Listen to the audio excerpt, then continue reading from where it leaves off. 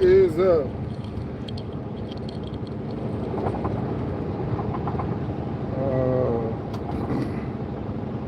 I'm going up here to this truck stop, Walking Park. It's gonna be a little while before they get finished with my trailer, and the service is not that good down there where the receiver is, and plus I had to drop my trailer anyway, so good thing I didn't have a load planned for later on today. Just about guaranteed that would have been had to cancel. Stay on your side of the road. Man, fix y'all roads, North Carolina.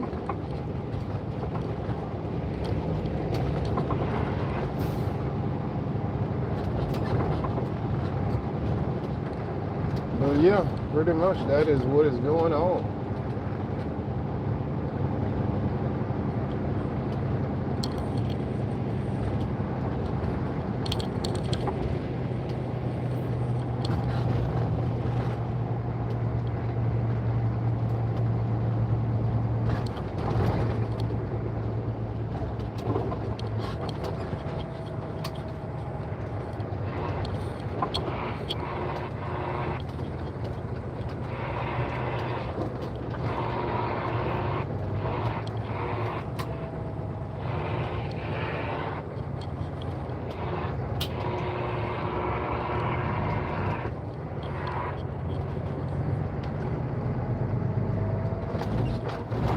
Oh, darn it.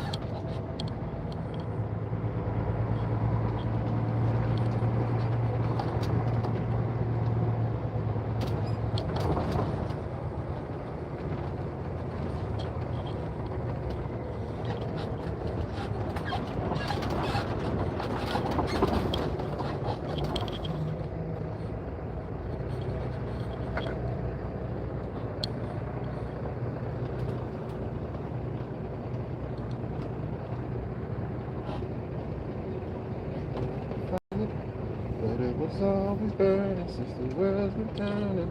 We didn't start the fire.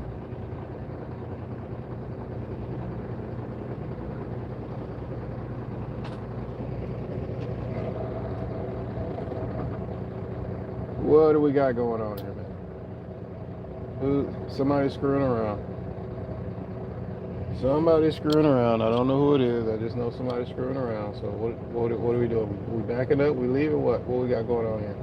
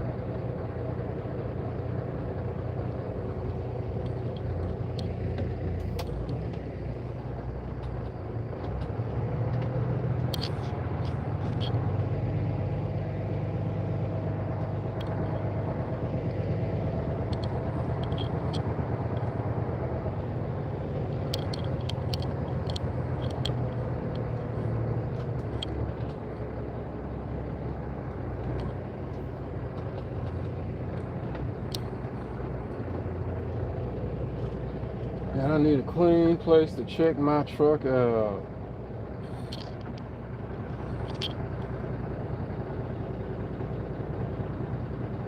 I also need somewhere exactly. Ain't nowhere to park at, so I don't know what you even came down here for, man. Dang, y'all couldn't have made your parking lot just a little bit bigger. Guess that was too much to ask.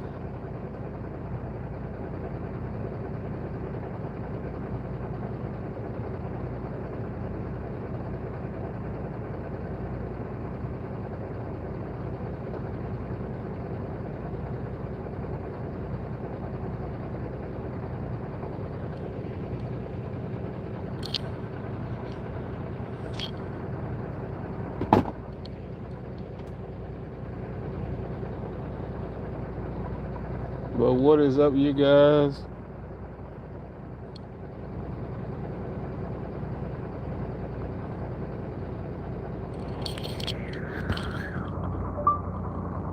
is a live video I got on now. You can ask more questions.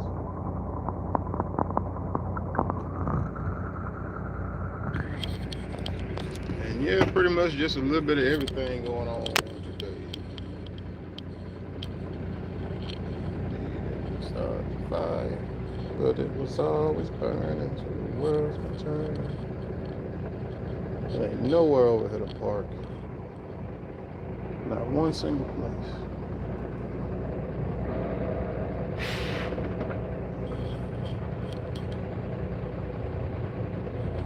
I mean, nowhere.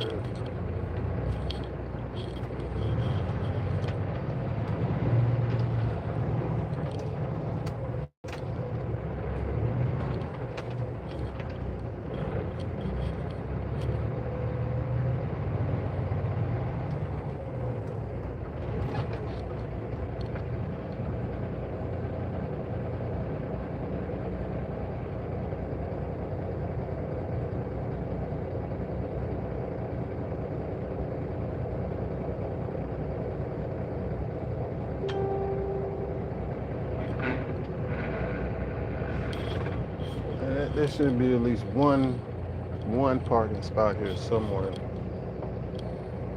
Can't park there. Can't park there. There should be at least one doggone parking spot.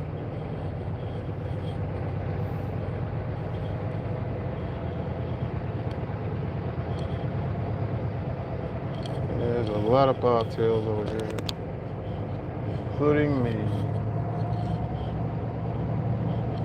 This dude over here working on the truck, and you got people blocked in, bro. Can't park right there. That's a parking spot for somebody in. That's a parking spot for somebody in. That's a parking spot. Both of those parking spots. Somebody's in that one.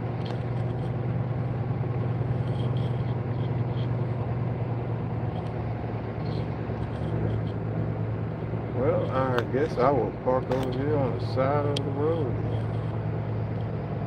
I know I don't want to go back down that hill.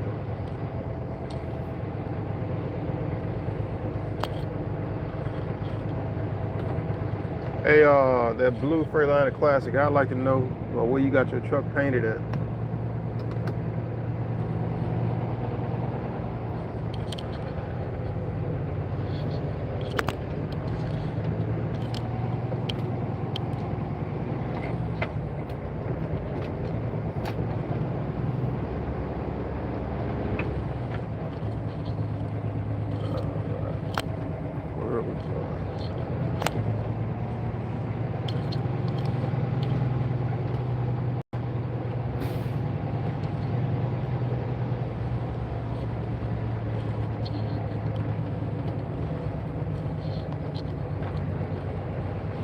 Heck am I going?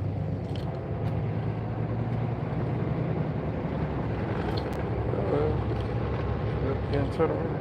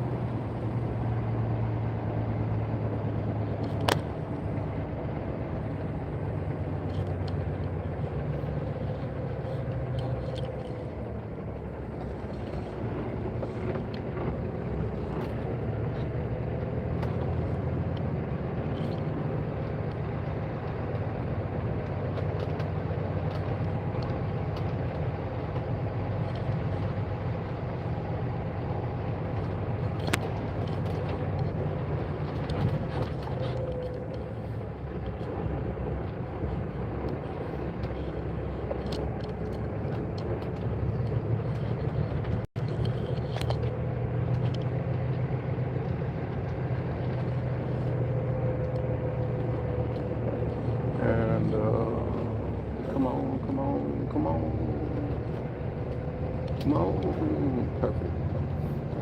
Okay, UPS is over there. Got good cell service right here.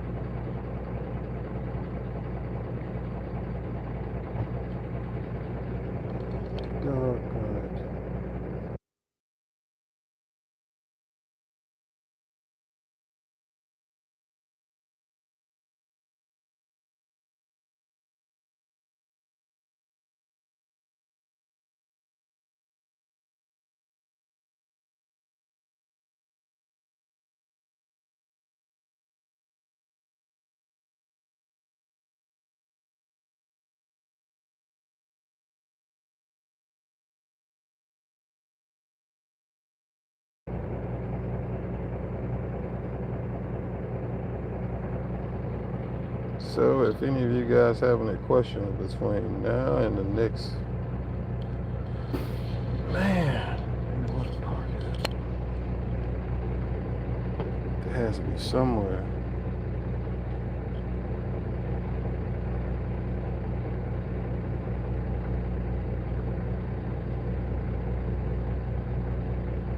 Amazon COT9.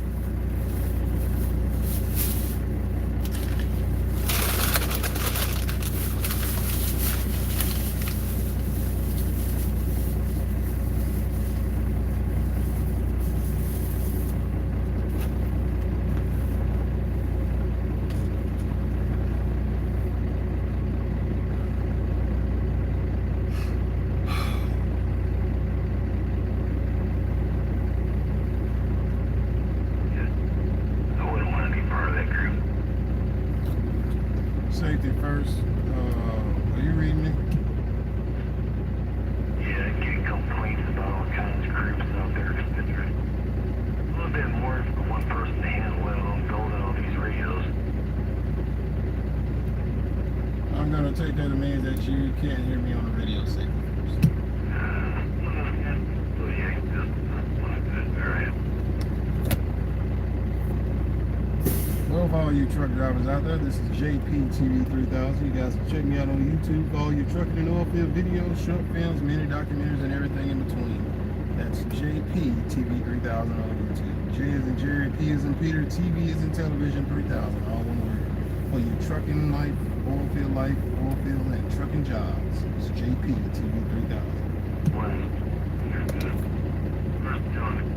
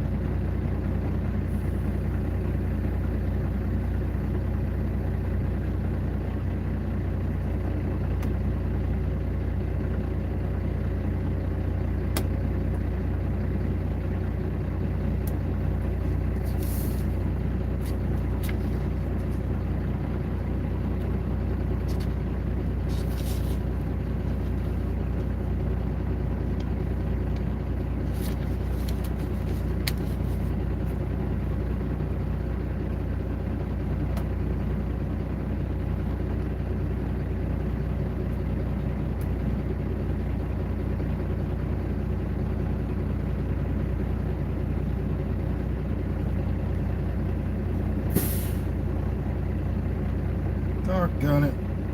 Let's go all the way back over there. Crap.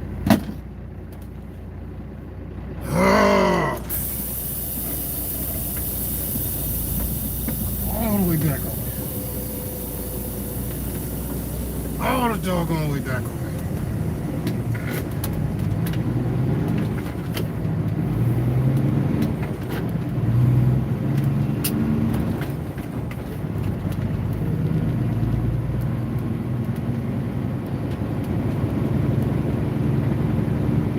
Just left. I bet you a parking spot is going to free up just as soon as I leave.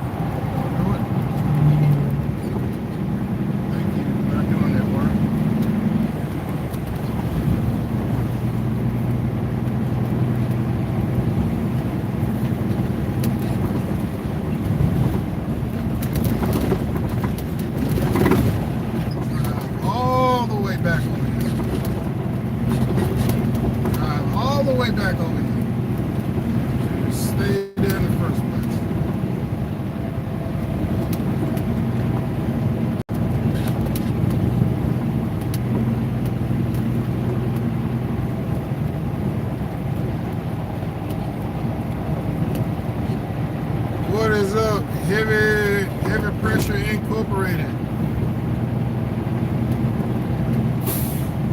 Thanks for tuning in and for joining me. I want to give a shout out to Nat Turner, Henry Bob Smokers, and a little bit of everybody in between. Of course, I didn't think about it until I left. I forgot to give them the paperwork for the freight.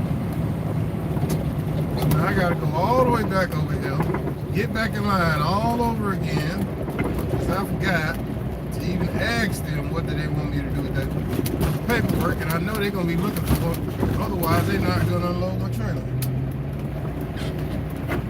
Alright, Red Mustang, chill out.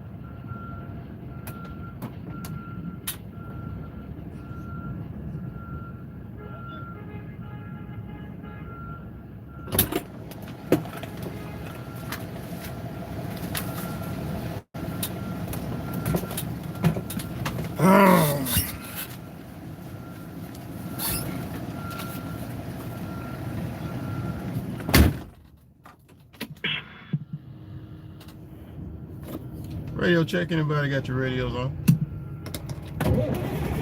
Or after me.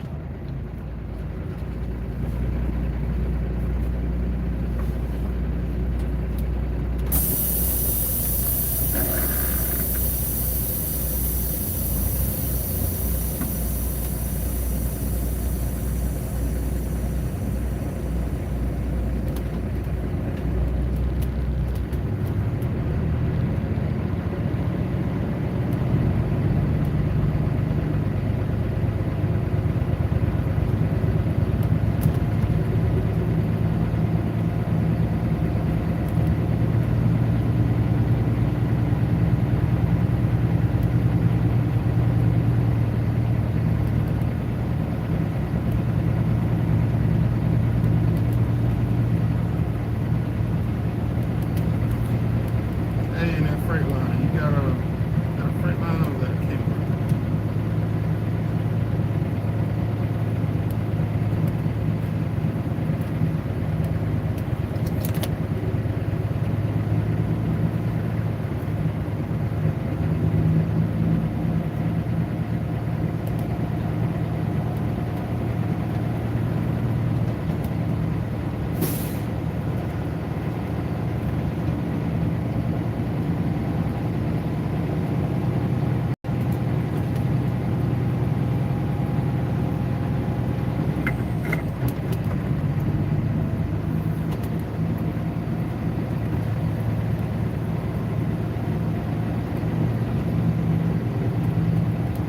And thank you guys for tuning in. And if you got any questions related to the oil field, short films, mini documentaries, click on the little live chat thing and throw them out there.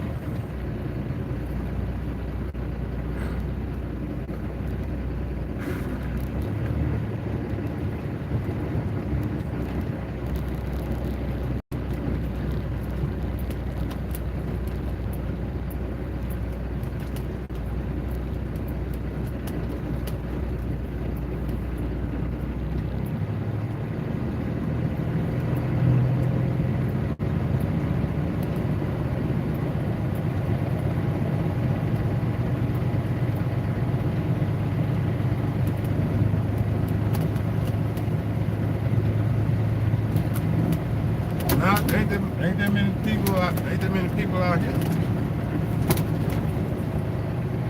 A bunch of people at that truck stop.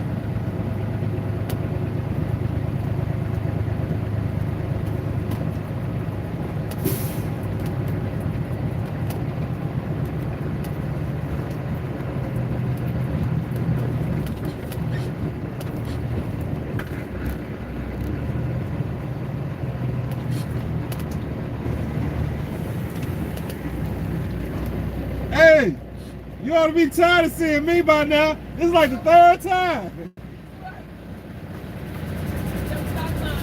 All right.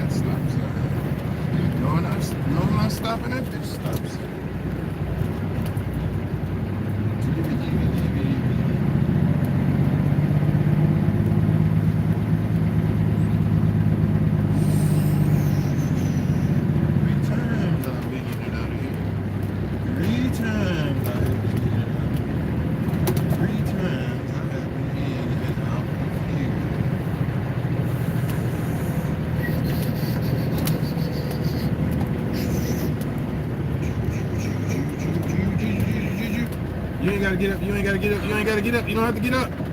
He said you don't gotta get up. You don't gotta get up. You ain't gotta get up. I'm just backing right. I'm just backing right there. I'm just backing right there in front of that truck. Like, is that good enough space?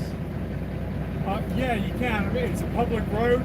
The only thing I'll mention to you is that the sheriff does come down periodically. He's already down here this week, so you probably won't see him. But he does give out tickets for trucks for trucks that are parked on the side there. I don't know what the regulation is, but I think you'd be safe today. How long did you want to sit there? Until they finish unloading my trailer. An alternative would be Love's Truck Stop. Dude, ain't no parking, bro. Okay. Like, I done been around in there twice. Ain't no parking. It's either full of bobtails or it's full of trucks and trailers. I would park over there and then just keep your eyes open. Can we park at that gas station over there? That I don't know. Okay. You would have to ask them. Yeah, but I don't see no other trucks over there, so more than likely that's a no. I appreciate that. Okay. Thank you. Day.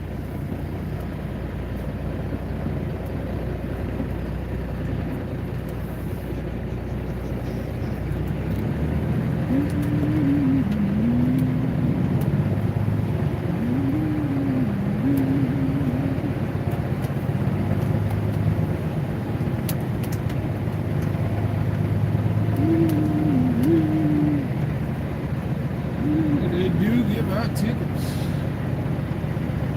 They do give out tickets.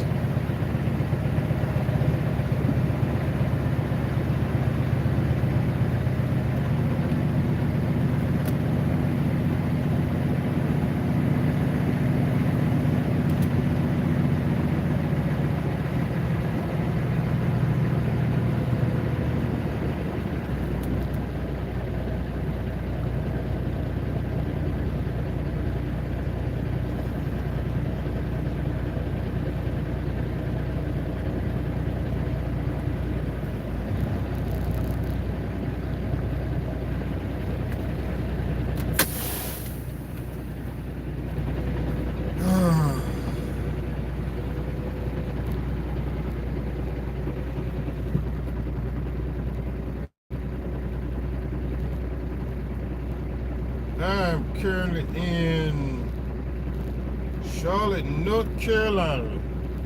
Truck running good, but I do have an air leak from somewhere. That's where I should go. I should go try to figure out where that air leak is. That's not a priority right now.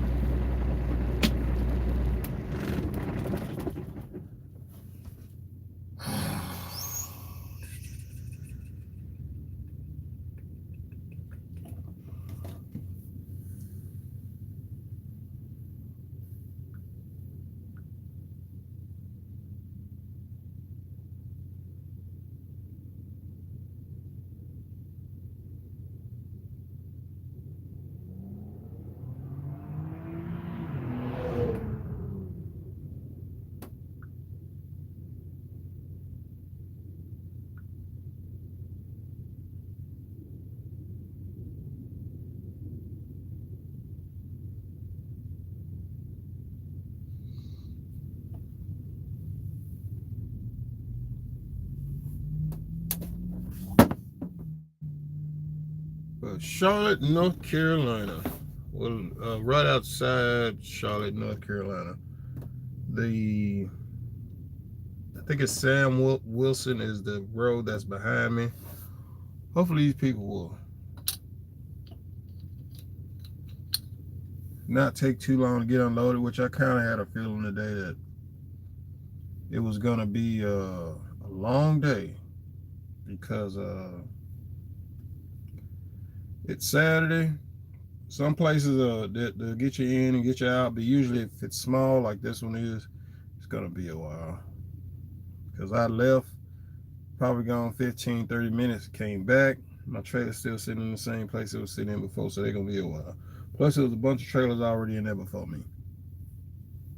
So good thing I didn't have a load planned for today, but I kind of optimistic for tomorrow.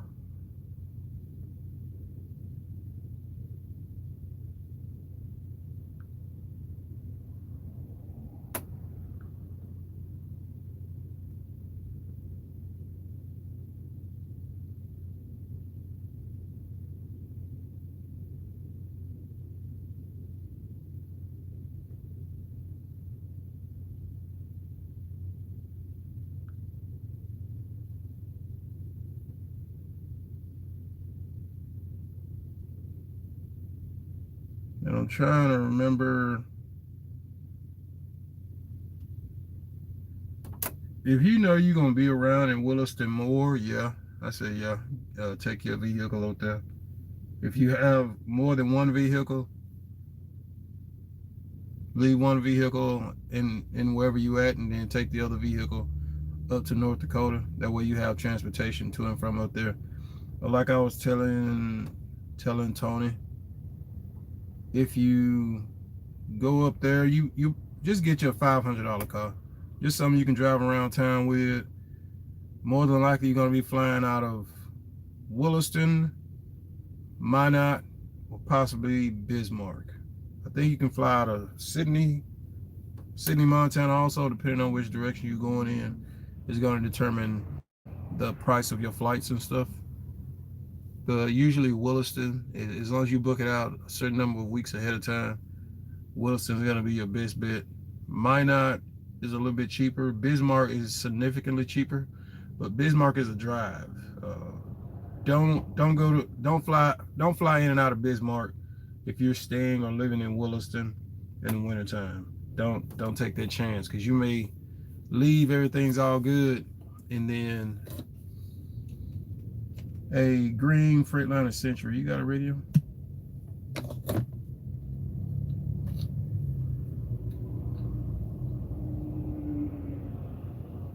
I wouldn't mind one of those trucks, but I don't think you can stand up in it.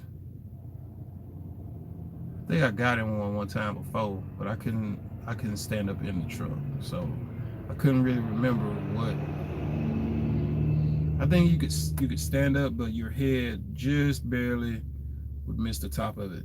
And I'm 5'9", so I was like, nah, I better not mess with that truck. But that's the mid-roof. You can stand up in the mid-roof. 2 weeks on, 2 weeks off. That's a one-way drive, Tony. So if you driving from Florida to North Dakota, that's a one-way drive. That ain't, you're gonna leave from up there and drive back on your 7 days off.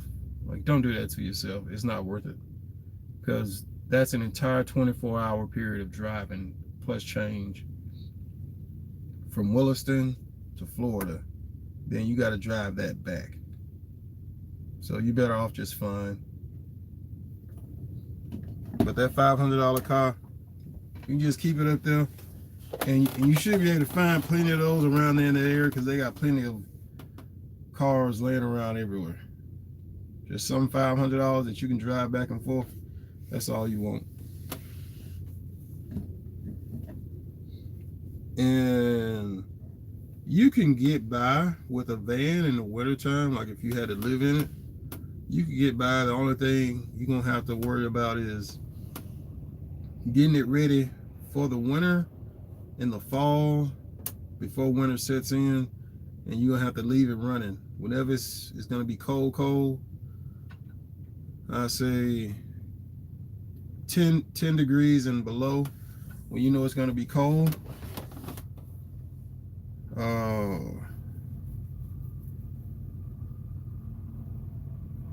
What is that? BMR Transport. When you know it's gonna be cold, you're gonna have to leave that truck running. If it's gonna be, I'll say 0 and under, you probably want to just leave it running. When it gets to -30, you need to cover up your radiator and leave it running. Get you a brick or something like that you can put on the accelerator, and so it'll idle up and let it run like that, and that should keep your coolant cold. So if you're living in it in the wintertime, depending on what kind of vehicle you got, those old school vans, no, bro, that ain't no parking spot, bro.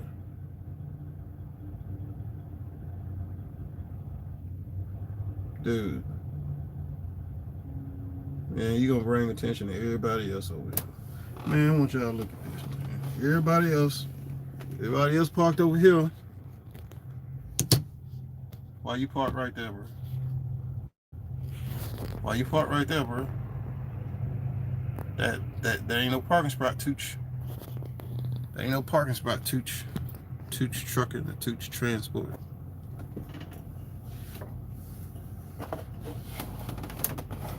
But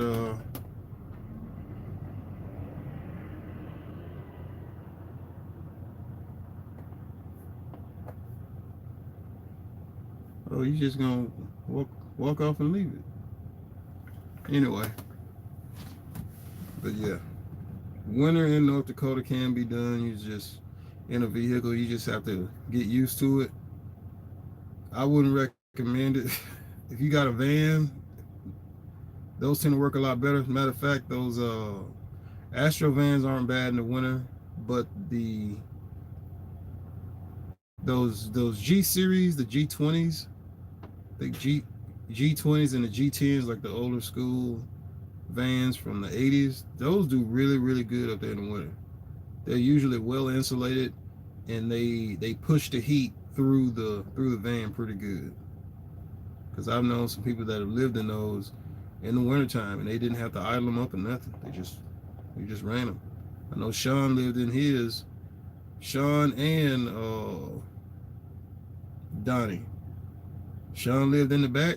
Donnie lived in the front part of the van. And they rocked that whole winter like that.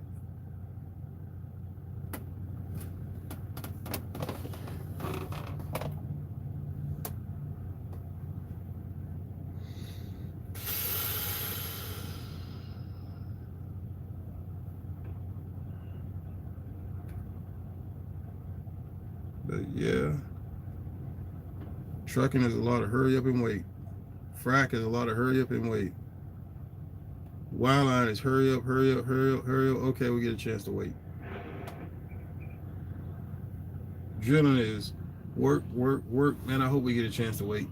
Work over rig is work. Oh, it's time to get off work. Come back the next day, work. It's time to get off work.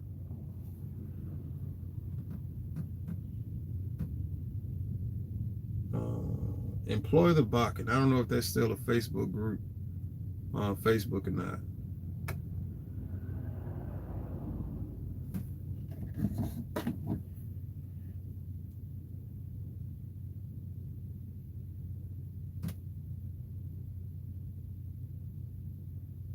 And Tony, I think there are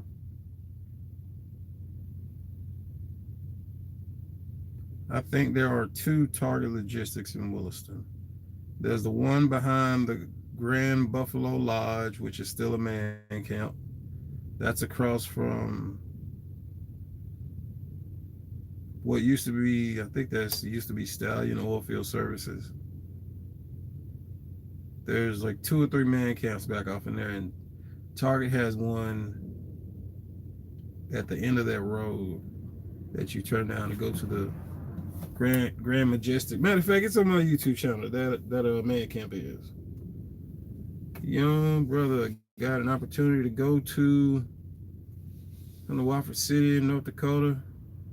Crane operator job starting at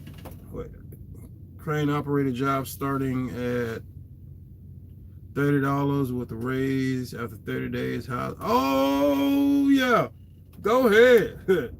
$30 an hour plus overtime. And just so you know, crane operators, that's gonna be you're gonna be on location more than likely, depending on what you're doing with that crane.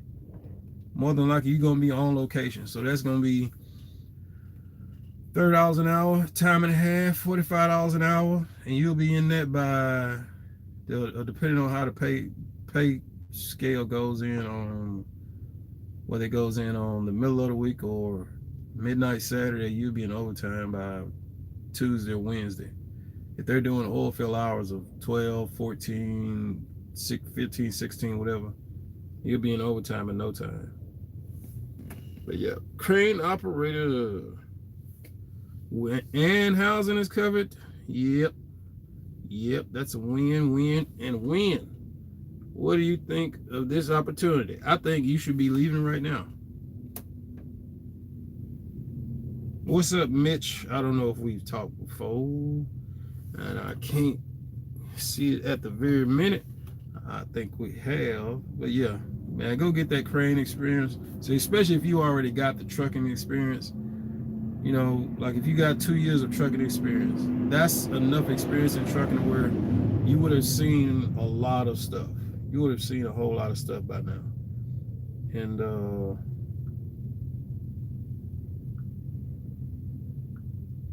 but yeah, $30 an hour, and they covering housing. Yep, yep. Especially if they're a solid company, they're going to be around. They've been around. That's a leave now. How soon can you start? And don't bypass any safety stuff when it comes to operating that crane, because that's your license, bro, on that crane, bro. And you can't undo crane accidents. You can't undo crane incidents if you get involved with it.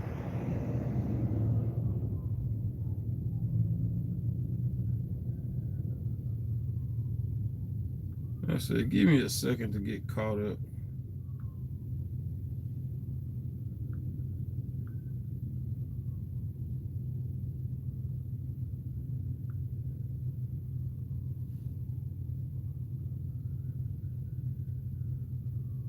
Doggone it. Doggone it. It's your hub.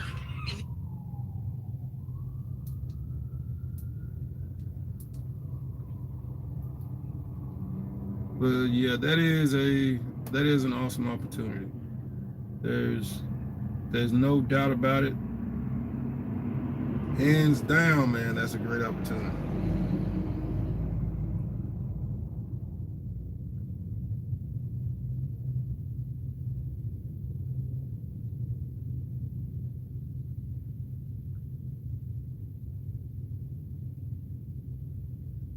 Okay, I couldn't tell, man, looking at the you know, the little profile thing.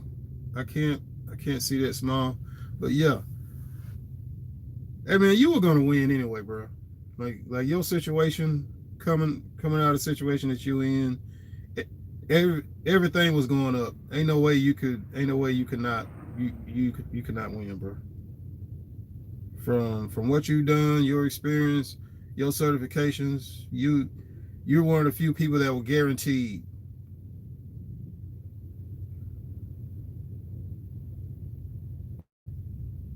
Young brother. And are you gonna start making a YouTube channel?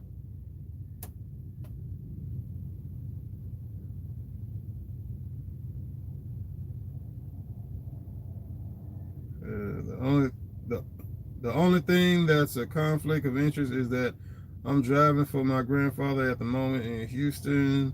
Tanker and hazmat truck makes about $1,000 a day. He pays me 50% of the profit.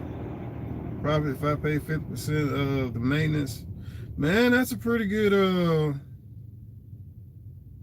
Yep, I see what you're saying. I see what you're saying. I see what you're saying.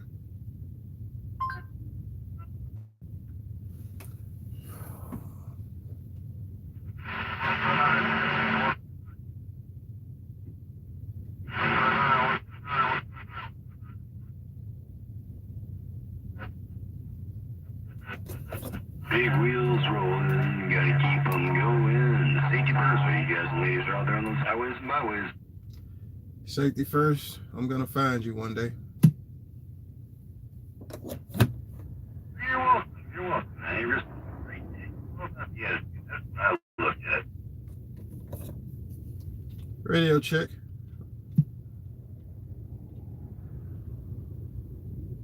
Oh yeah, there's a voice that comes out of the air that drives you nuts, you know? It's really good sounding radio and it drives you nuts. I suggest they use psychological help. A real technician that can make your radio work is like this while you're There's this guy that be on the radio called Safety First. Be driving everybody nuts, man. And this dude will be reaching out from, they say he in Arizona and I'm over here in North Carolina. The only times I hear this dude, and you'll hear him like periodically, It's anytime I'm on the East Coast, anywhere over here, all the way up Interstate 81, the entire way. And since I put that new coaxial on my radio, like I hear that dude all the time. Waffle City sucks. You want to know the difference between Waffle City and Waffle City sucks. I ain't got nothing against Waffle City. It's just like I wouldn't live there. If somebody paid me to live there, I'd live there, but I wouldn't live there for no reason. Tobacco Gardens is nice if you like fishing and stuff like that. But Williston is actually more of, it's a little bit, you can do it for a while. Minot is an actual town. It's kind of a city, but it's a bigger town, a smaller city, and it's got all the stuff that you want to do. It's got a mall with places to, walk around, and they sell guns everywhere. So they sell guns at gas stations in North Dakota. So if you weren't a gun person, you probably gonna become a gun person after spending time in North Dakota. I wasn't really a gun person before I went to North Dakota. I became a gun person in North Dakota. And you can shoot just about anywhere. Just go find some open space somewhere and shoot.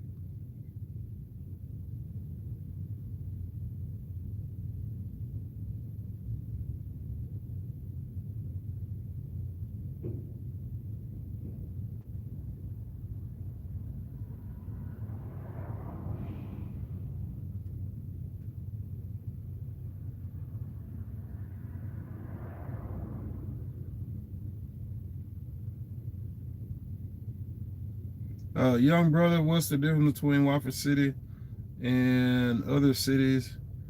I'm gonna explain it to you like this. Dickinson is like jazz music. Williston is like rock. Waffle City is like hardcore grunge. And there's way too many police officers in Waffle City. When you drive through Waffle City, it's kind of like a T or an L. You're going to see this big old police station. Then you're going to drive through town, get to the stop sign, and you're going to go left or you're going to go right. And that's pretty much the town of Waffle City. And you're going to notice you see a lot of police officers in Waffle City. And Waffle City is probably a mile wide, probably less.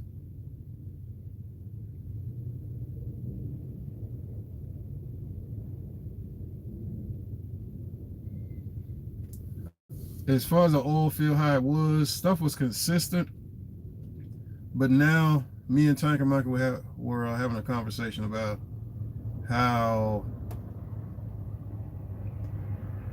the price of oil is up, but the oil field isn't booming like people thought it would be, because most of the infrastructure is already in.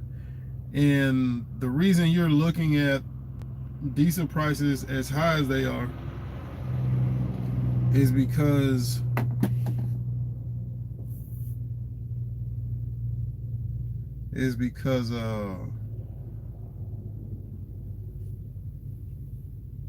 they want them that high. The United States can pay for its own oil. My bad. The United States does not need oil from any other country.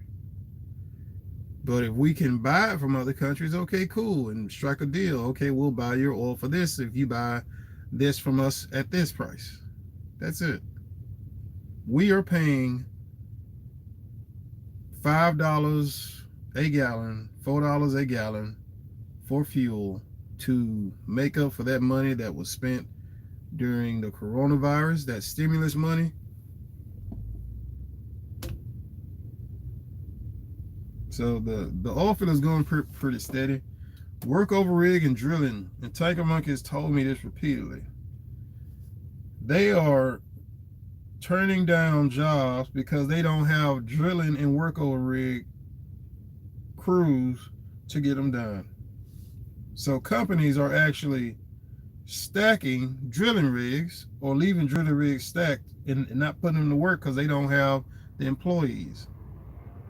And I knew this without even going to the Bakken when I saw the number of companies that were signed up for the job fair in Williston versus the number of companies that were signed up for the job fair in the fall of last year.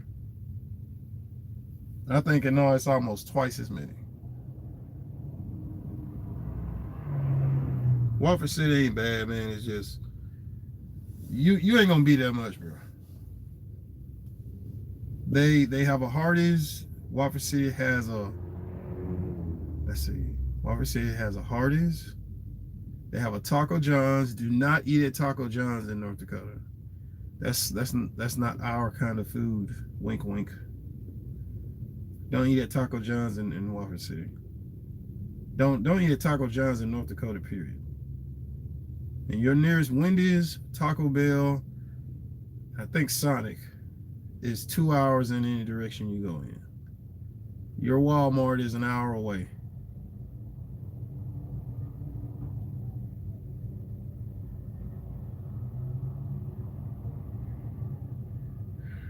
But hey, if you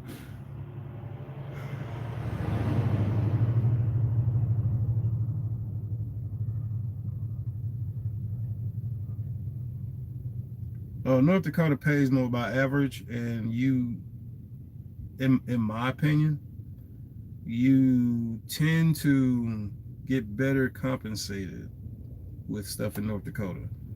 Now, you can't do much about the geographic location of it, but North Dakota has its moments if you're the type of person that'll, stop and enjoy, nature and life and stuff, and just walk outside. West Texas ain't got that. West Texas is like inhaling H2S gas. I went to West Texas one time before, but I was just dropping a load and leaving. When I went down there this last time and made them videos with chasing Andrew Jackson, like I kind of drove around Odessa and Midland a little bit, and I got a little bit of a vibe from that place. It's like a dirtier version of North Dakota without the grass and stuff. So North Dakota will, like, it'll green up, like it'll turn green after a while, but it ain't gonna turn green till like June of this year. So as you're looking at, I can't even give you an example of it right now. North Dakota will look like this. What you see it on the screen, it'll look like this in January, except just subtract the trees. Like if you erase these trees with an eraser, that's what North Dakota looks like in June, July, January. April is going to be brown, and almost the entire month of April is going to be brown, except for that patch perfect stuff that they spray on the ground to make it green, and it's not really grass. It's like some kind of genetically modified grass plant. The stuff don't even die in the winter.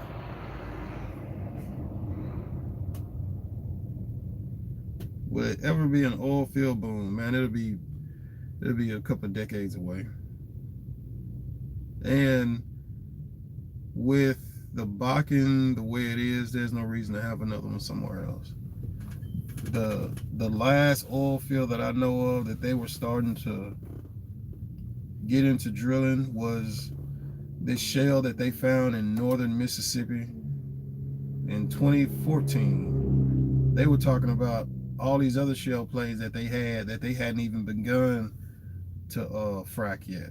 Like there's some over in Louisiana, that spot in northern Mississippi, and it goes into Alabama. Just when they started to like get crews to go up that way, that's when the market fell off in 14 and 15, and then that stopped all of that. And then you got Pennsylvania, which is a lot of natural gas. Pennsylvania, West Virginia. That's another place with oil field work. I kept going back to North Dakota because all the networking and resources and stuff that I knew up there, all of it's within that space in that area. And it's a smaller area than West Texas. But it's the same amount of money, if not more, in shorter distance. The Bakken is actually pretty big, but your space between areas that you would be at is smaller. Because Midland, Odessa, north, south, east, and west of that's a drive, bro. And because of the way the Bakken is set up, Williston is the largest, furthest west northern town. Below that is Wofford City. Below Wofford City is Dickinson. That's it in the state of North Dakota. And really, it's just Williston and Dickinson. Wofford City is just there. You go east of Williston, you have Minot. We go north of Minot, you have, I don't remember what they call this place. I know there's a reservation and some Indians invited me to go up there, but I was on my way out of town and I wasn't gonna do it. Oh yeah, you don't go party with Indians. You can hang out with the Indians, but don't go partying with them. If they ask you, hey man, we're gonna go party, you wanna come? You say no. If they say we're going to go hang out, cool. If they say anything about we're going to go party, or them ain't the ones you wanna hang out with.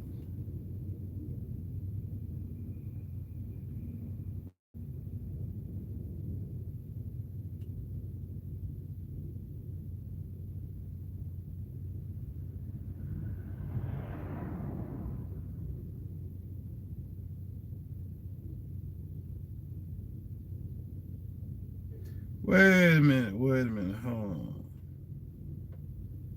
Should I possibly be concerned that if I leave my current carrier, who is pretty good by the standards of drivers who've been driving for 20 plus years, that I wouldn't be able to come back to it?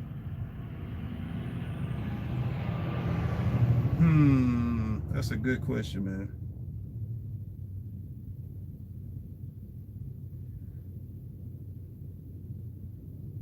If you make $500 a day living in the southern states, is there a reason to leave?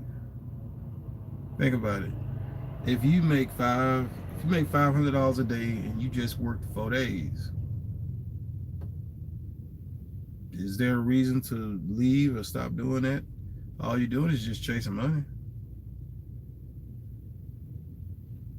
And if you can make that $500 a day, after taxes,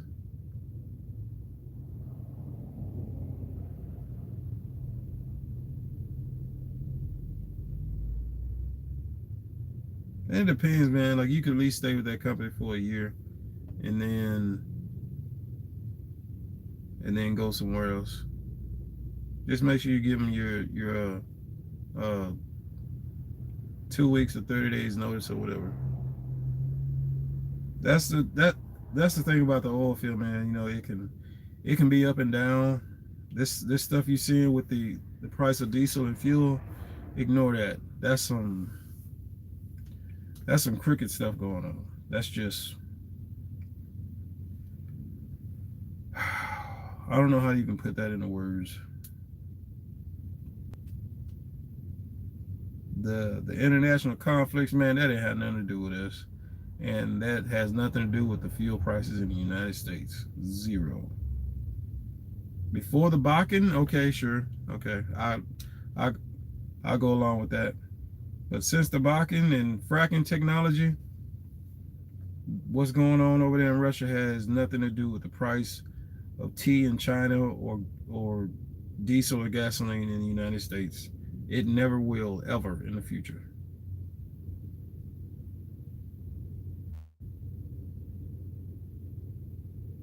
Henry Bob Swickers, what's up, man? If you still hanging around there, man, I appreciate that. Nat Turner, I know that's my brother. Heavy Pressure Incorporated. But yeah, $30 an hour with a raise after 30 days, and housing is covered.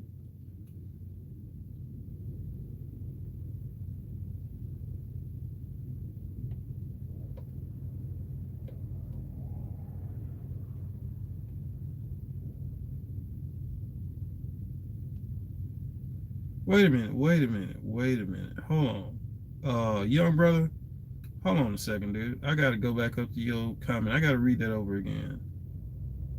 The only thing that's a conflict of interest is that I'm driving for truck makes about 1,000 a day, pays me 50% of the profit, and I pay 50% of the maintenance.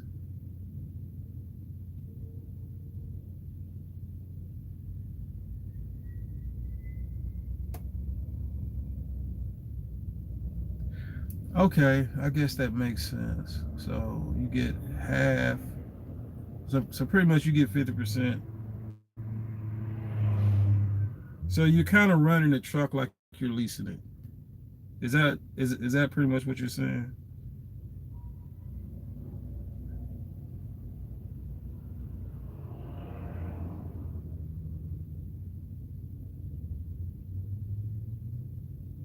Oh, okay, yeah.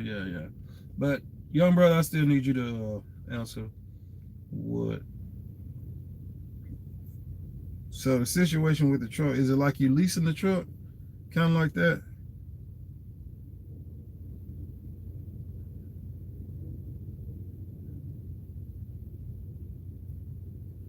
And plus, what you doing that 50 and 50, it kind of gives you an idea of that cost of running that truck, with them doing it the way they're doing it, with that you getting 50% of the profit, and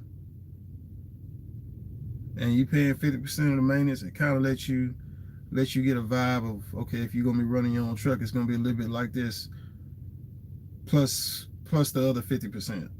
So I understand that, and that's a good way to like ease somebody into running their own truck. That way you get the idea of, okay, you get the above average money coming in, and then you also get some of the maintenance that has to be accounted for.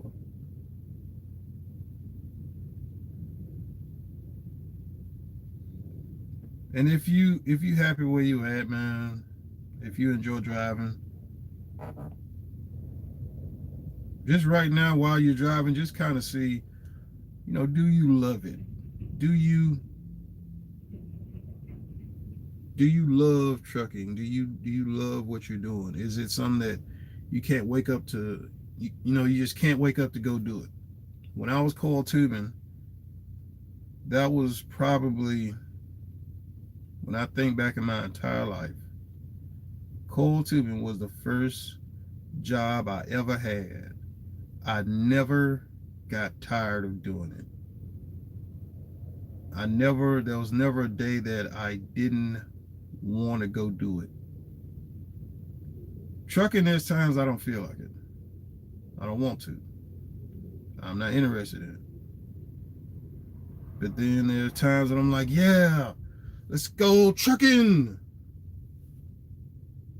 But for me, coiled tubing was something that I wanted to do indefinitely. Once I got into it, once I went from operator 1 to operator 2, and I saw the pay difference, I kind of realized right then, okay, I have found what I like doing in my balance of work and off time.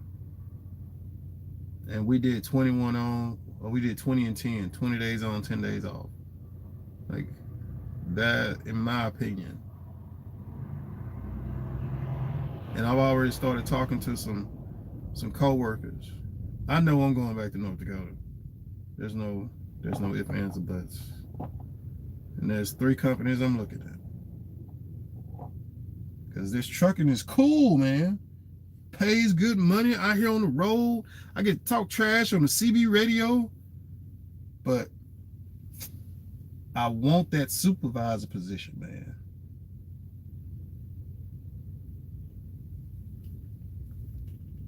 Mike's Mischief, what's up, man? I'm in Charlotte, North Carolina, off of Sam Wilson Road or whatever it is. This place is over here by the Love's truck stop off of 85. It's a Walmart down the road. I wanted to go and then get some stuff, but woke up late. Had to be over here at 11 o'clock, and I made it over here in time. And then it's gonna be a while before they finish unloading my trailer.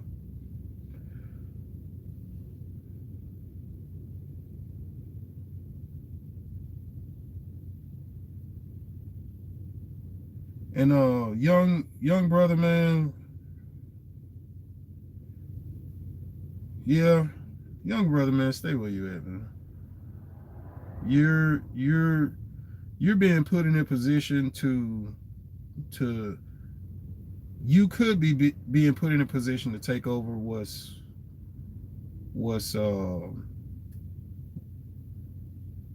already belongs to your family or something, man. I say stay where you at. If you're making good money, you can put money back. You can invest money into this. You can invest money into that. Keep doing what you've been doing. OTR is rough. Mike Mistress said OTR is rough when you've been driving all day and look down and still have 400 miles to go. Dude, you have no idea. When you've been driving all day, when you started driving that morning and it's dark, it turns dark. And then you still driving at 10 o'clock and you pull over and you stop. You at the truck stop. And you get some fuel or something. And now with the price of fuel, that just adds on top of it. So now you got that. You got the fact that the rates haven't went along with the fuel. If anything, some people are saying that I've talked to, there's they might have got like a $50 increase, if that. And it's 10 o'clock at night. You got 300-400 more miles to go.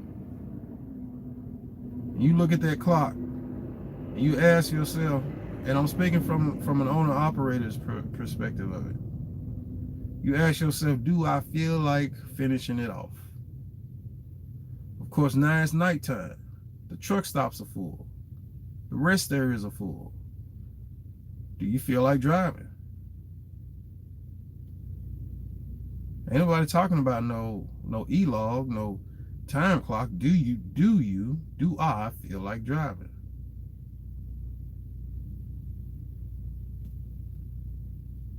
As far as managing my clock and my hours, I don't have one. I don't have no clock and I don't have no hours. I drive. If I feel sleepy, I just pull over and go to sleep. And I try my best to not book any load that I'm either not rested for, ready to take it, or don't have a 12 hours in it to get it there. Like if it has to be there and it's 500 miles, and that 500 miles is going to take me all 11 hours up hills, down mountains, and through towns and stuff. It's going to take me 11 hours to get there. Do I feel like driving 13 hours to get it there?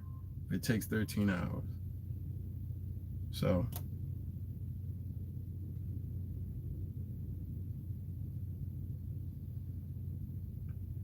Mike's Mischief, I should be negotiating the price of diesel down to $2.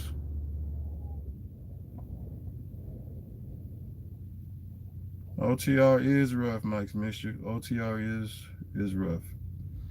Actually, man, it is warm there. It's like 30 degrees in Indiana, and it snowed. I think I made that live video I made yesterday. It snowed all until whenever I stopped. I think it was still snowing, or maybe it started raining by then. Then it was rain all night until 4 o'clock this morning when I finally started driving. And by then I was a mile away from this place.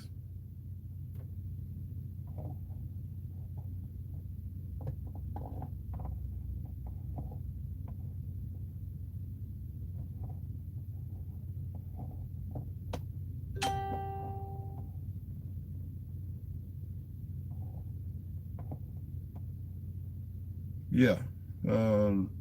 Yeah, that's one thing I have noticed. The truck stops out here, when you get out in North Carolina or over this way, the truck stops are smaller. The parking lots are smaller. And especially any one of them that's near an Amazon or any other warehouse place, you're going to see more bobtails there than trucks and trailers. Just like up there, up here at this Love's up here. It's a bunch of bobtails. And I ain't got nothing against bobtails, but hey man, y'all can park just about anywhere, bro. Kind of leave the truck stops for the tractor trailers. But I know some of them are waiting. But hey, when I was doing power only, man, I park my truck anywhere. It'll blend in, with the exception of running it in like a residential area, or leaving it running when it's cold or hot or something.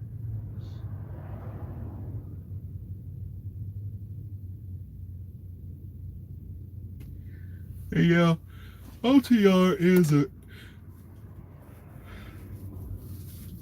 is a grind, but as an owner operator, it's not much of a grind when I can pick where I want to go and where I want to run. So if I don't want to, like I don't really do snow, but I've done more snow this year than driving in snow that I did last year. And I'm trying to think. I don't think I didn't drive in snow at all last year. I didn't drive in snow not one single time last year. And I've driven in snow. I've driven through 2 snowstorms that bad. I ain't gonna say it wasn't bad, like it wasn't scary. But that one I drove through in Pennsylvania, this could have been worse. But it turns out the way it turned out, that it wasn't as bad, but it had some sketchy spots. It was sketchy, but it wasn't bad.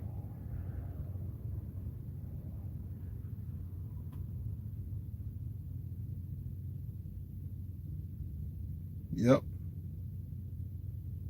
Mike's Mister says sometimes there's no truck stops for 100 miles.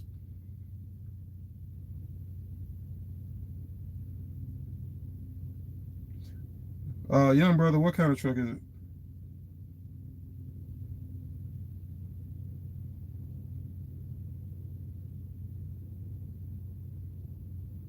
And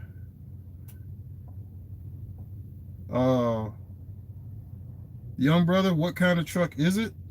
And what kind of engine is it? What kind of truck is it? What kind of transmission does it have?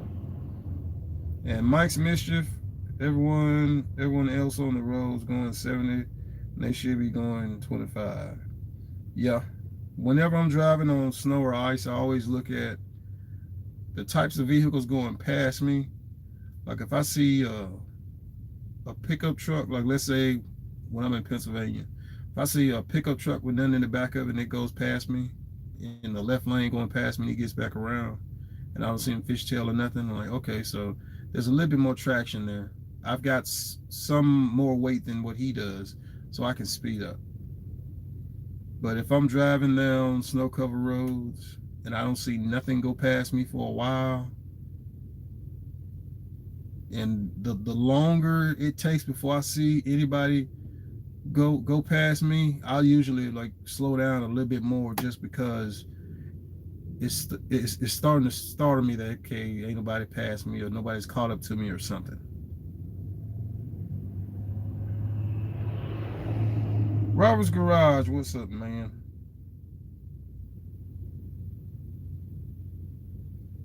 And young brother, I still want to know what kind of truck is that you got.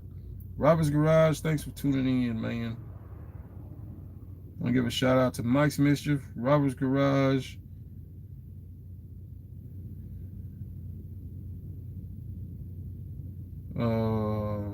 Yeah. Shout out to Mike's Mischief, Robert's Garage, Young Brother. Who else is that way up here? Henry Bob Swelkers, Nat Turner, and Heavy Pressure Incorporated. Thank you guys for tuning in. You guys are awesome. Super awesome on top of awesome, man. These people can hurry up and get through with my trailer, man. I know it's going to be all day. But hopefully in the meantime, I can find me a Sunday load, which is really what I'm hoping happens. There should be something coming out of this area somewhere reasonably close by on a Sunday that I can get that stuff knocked out. Now, I'd like something going back west, but if not, northwestward, somewhere in that direction. I'd like to get something going from here to Georgia, here, Tampa Bay if it's paying good enough. And this also brings up something else. To young brother, you're looking to become a owner operator. When you get a chance, you need to look to see, and you need to add up how much your insurance is going to be. Get an insurance quote and add up how much your insurance is going to be.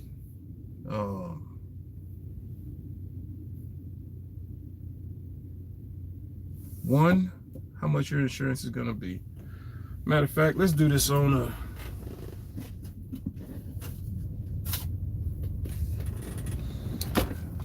Alright, we're going to have to change what you guys are looking at for a second, so we can talk face to face. All right.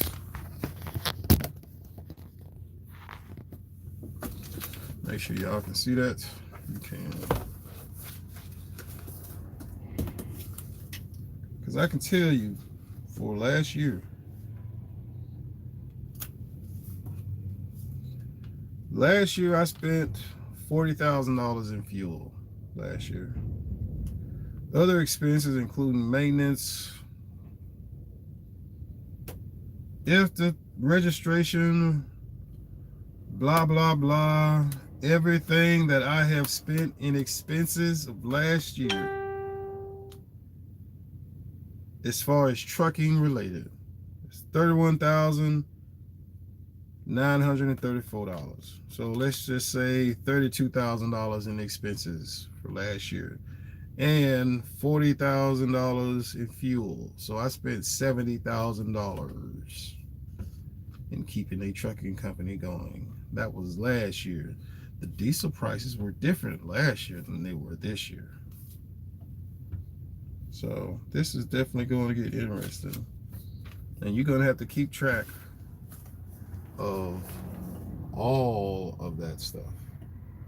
You're going to keep track of all that stuff.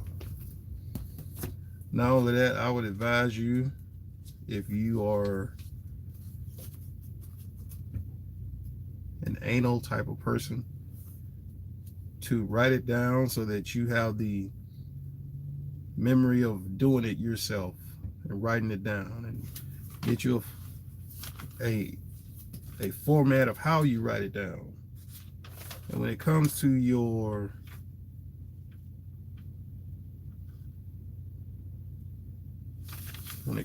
format of how you write it down, make sure you write it down in a way that when you look at it, you know what you wrote, what you spent, when you left the house, all of that stuff, fuel receipts, road receipts, everything.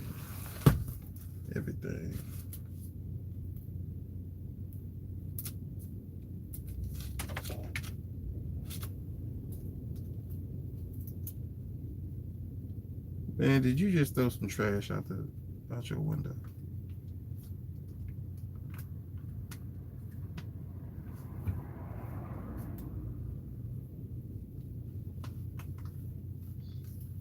Add up how much your insurance is. That's one.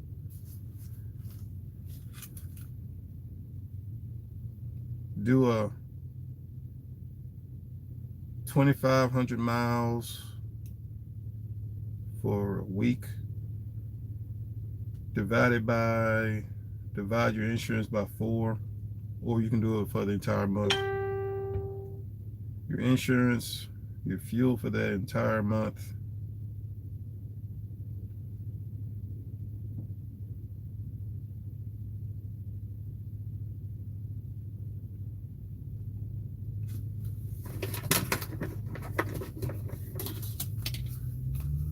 Because I've got mine written down somewhere.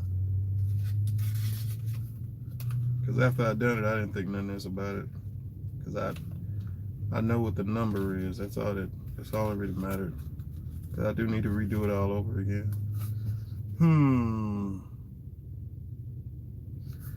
Your insurance, your fuel. You're gonna need an estimate of how many miles you're gonna run a week, and then multiply that by 4. So if you know you're gonna run hard and you're gonna do 3,000 miles a week, I'm not trying to do 3,000 miles a week at all. For me, 2,000, 2,500. That's it. I ain't trying to run no more miles than that. I don't care. 2,000, 2,500 a week. That's it. And by me doing that, my average has stayed consistent. Leaving the house and going to the house, it's about the same. So I can come out on a Tuesday or a Wednesday and still get what I would have got if I'd have left the house on a Monday. But that's also load selection and stuff. But anyway,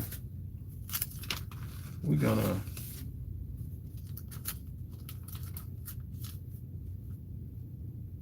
let's say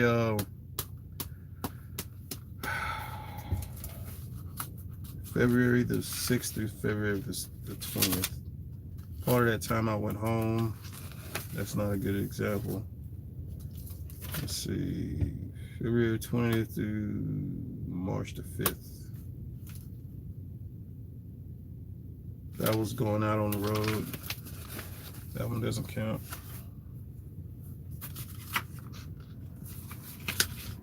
Okay, we'll use this right here.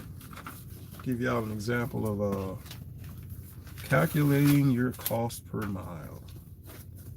I heard SoCal talking about this. I have mine in a notebook somewhere, but I don't know where that notebook is. I think I took it out of my truck because I hadn't used it since I had made that cost per mile thing. I'm gonna use a marker so y'all can see what I'm talking about. I'm gonna try my best to remember everything.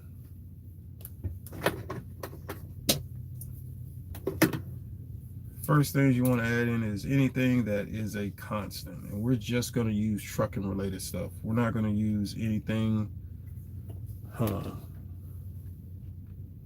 that way in this video. And I will get back to you guys as comments in just a second. This way I can make a note of when we started having this conversation. Calculating your cost per mile as an owner operator.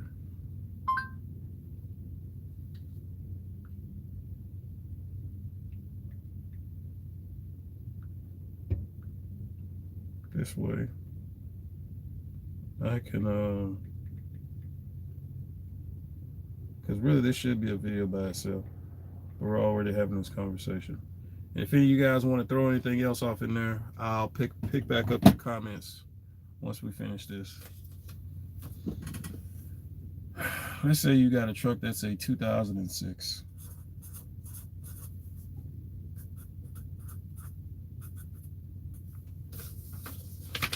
You got a truck that's a 2006. Your 2006 truck gets, this is my average, this is my working average regardless of what I get, more or less, 5 miles to the gallon. Some trucks will get you more, some trucks will get you less, depending on what you're hauling, which weight it is, where you're going, up, down, mountain, straight, cross country, blah, blah, blah. Something you cannot get away from is the price of your insurance. Let's say you're a new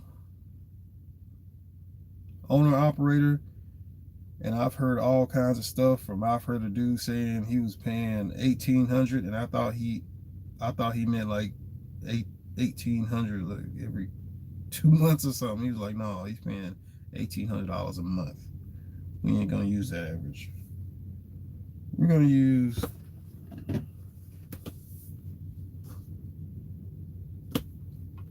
$1,800 a month. I didn't like when he said it. It didn't register in my head that he was saying that's what he was paying for his insurance. Man, I'm like, golly, bro. We're gonna do $1,200 a month.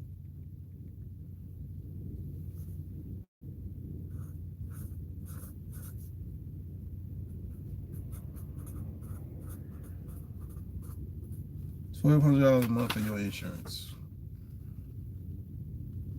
For your 2006, that gets 5 miles for the gallon. I'm trying to think how I wanna,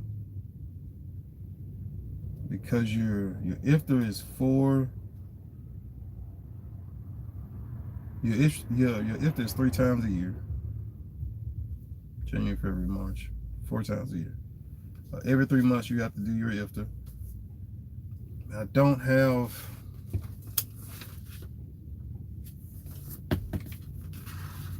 my IFTA stuff in here. I don't have my IFTA stuff in here, what I paid. And I don't remember what it is. Let's say it was at the end of the year, so would it be in here? Would it be? It's not written in here. So can't do that, and I don't exactly know right now where it is. So we're gonna do a rough estimate. Otherwise, I would do all of it. My UCR 2290, IFTA, fuel is in there because fuel is a non-flexible expense. And we're gonna do fuel by a flat dollar rate, so it's gonna be higher by the summer, but now we'll just do $4 a gallon. And we're gonna do it at 2,500 miles within a week.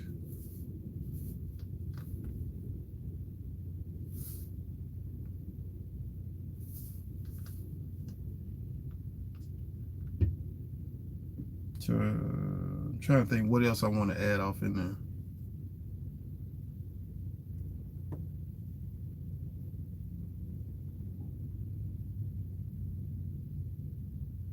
Maintenance, I kind of want to put maintenance in there, but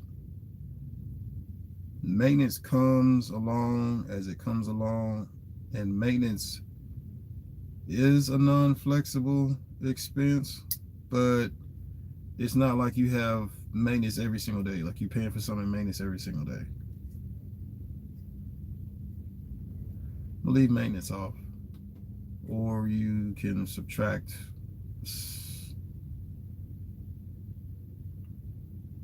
$750 a week, or $1,000 a week, or $500 a week for maintenance, and that will be just for maintenance saving or a maintenance spending account.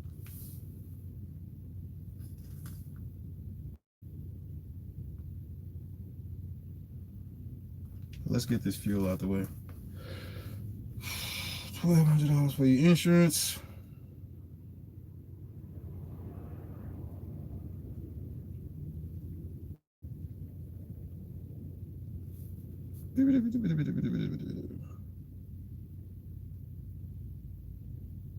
Forgive me, I am getting a little bit sleepy, but I don't want to go to sleep just yet.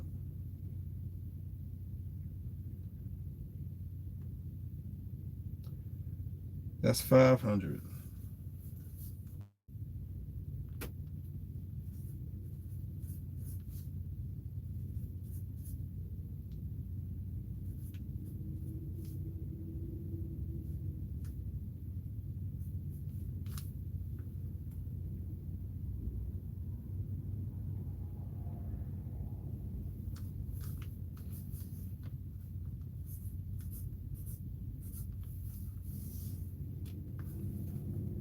$750.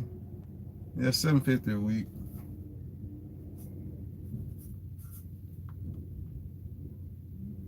No, I'm gonna say 500. 500.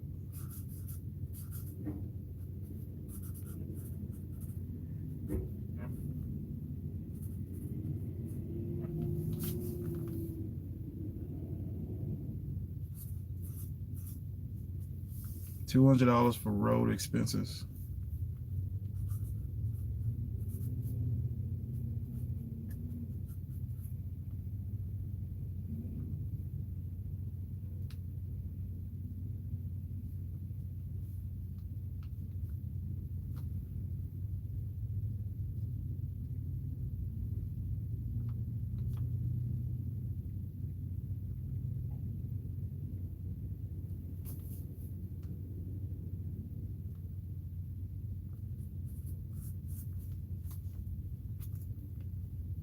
All right.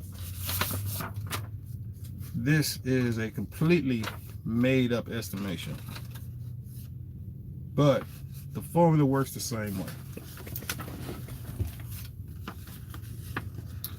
Your 2006 truck gets 5 miles to the gallon. 5 miles divided by 2,500 is 500 gallons. You're going to take that 500 gallons, you're going to multiply that 500 gallons by the price of diesel, which by average we're just going to say is $4 a gallon. $4 a gallon diesel runs you to $2,000. You're spending $2,000 in fuel for that 2,500 miles. Let's say your average load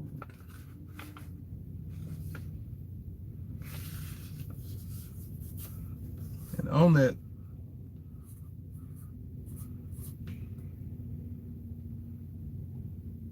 2,500, you average $3 a mile.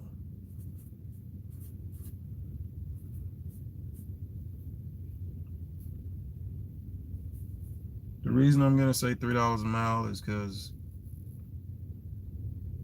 you can average that with your eyes closed. You can average that and not, like, you don't really have to try. But fuel is gonna hit you.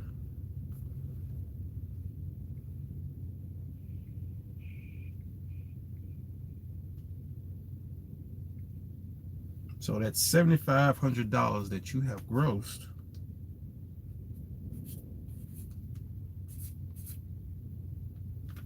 That's $7,500 that you have grossed. Also, don't forget your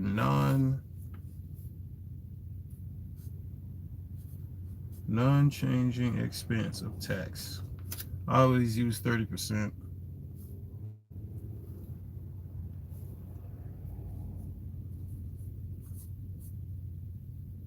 You're not going to pay that much in taxes, but if you use that average of 30% taxes, I'm telling you, you're going to come out ahead every time.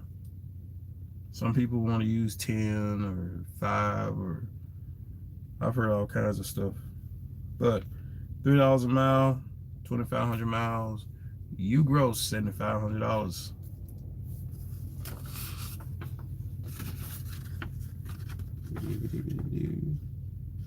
And your insurance divided up quarterly. If it's $1,200 a month, it may be more or less. Let's say $300 for that week. Your fuel costs you $2,000. Your maintenance costs you $500. Road expenses, I hope you can see that right. Road expenses were $200. That's including whatever comes along. You eat out, you buy stuff, you go buy some stuff from Walmart, and your 30% tax is going to come at the end.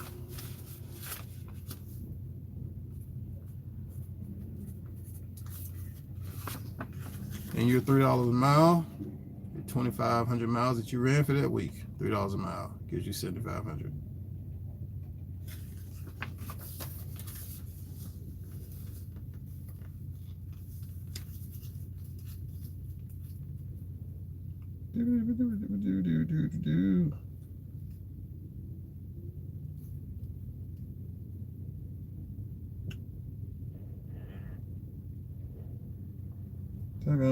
Hold on, give me a minute while I add all this up.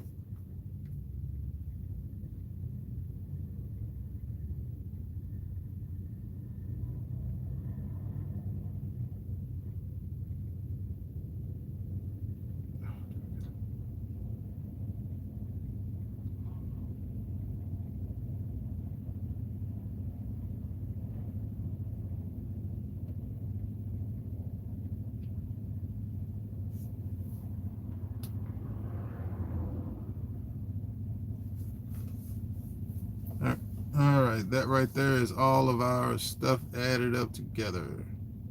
Your $300 for your insurance for that week, your $2,000 in fuel that you spent, your $500 for maintenance, and your $200 for road related stuff.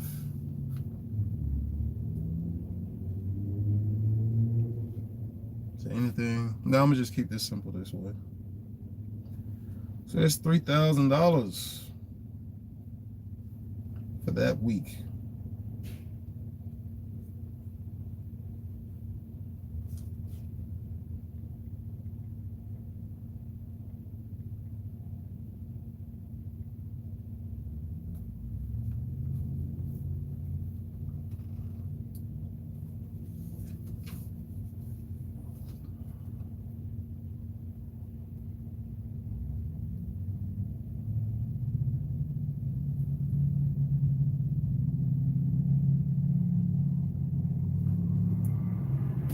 All of that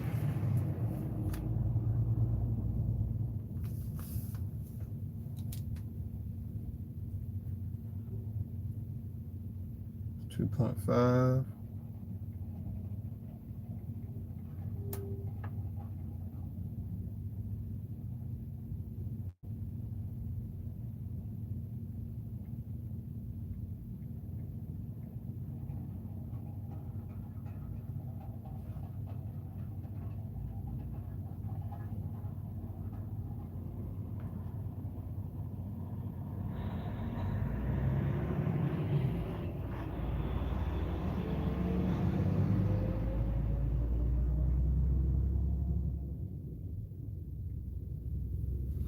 it cost me $1.20. Well, I don't say it cost me. Hold on.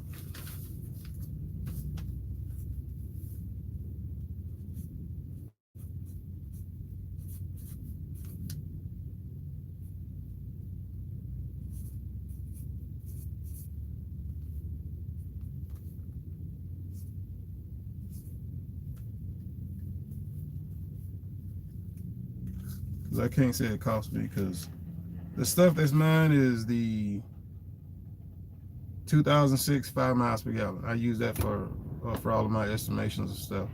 My insurance is less than 12. My insurance is like 1,000 or so a month, 1,100 or so a month. I have to look back at it. It would have been less than that, but I didn't pay it all off at one time, which I should have, but I bought the trailer. That's why. My fuel is about that. I always try to stay under 2,000 no matter how many miles I ran, even if that meant after I ran up so many miles, depending on how much I had already made by the end of midnight Saturday. Sometimes I would just park, and if I'm already ahead, I would just stay in the hotel. By the time I added everything up to see where I'm at by the end of the week, and if I'm ahead, instead of spending more money in fuel, if that load wasn't going to pay me enough to buy fuel for that next week, I would just stay where I'm at and then wait and then start off that next week, or book that load with the fuel that I already got, knowing that it's going to last until I get that load and either get that load off or at least get halfway to there before buying fuel, which would be on the coming up week.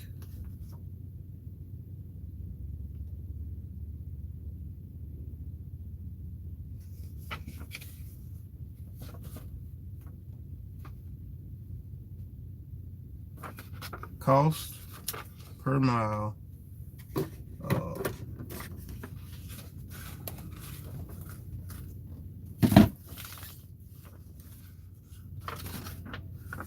Cost per mile that it would cost you to run your truck if you were using this 2006 truck that gets 5 miles per gallon, and you're trying to average 2,500 miles every single week. You're burning 500 gallons in fuel. $1,200 a month for your insurance. A week, that's $300. $2,000 in fuel. What is that?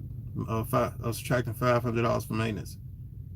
$200 for road expenses, and minus 30% from taxes. That's your $3,000 after you added everything up. That's your 2,500 in miles. That's your that's your operating cost of 1.2. Personally, I would up this to 1.5 just to be on the safe side, and it would also give you more room to work with as far as your business goes, as far as trucking goes. This is what you gross, 7,500 from that 2,500 miles at $3 a mile.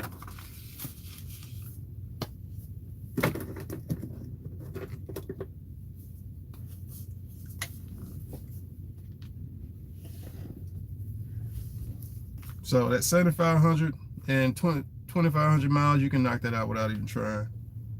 $3 a mile, you should be able to get that without trying.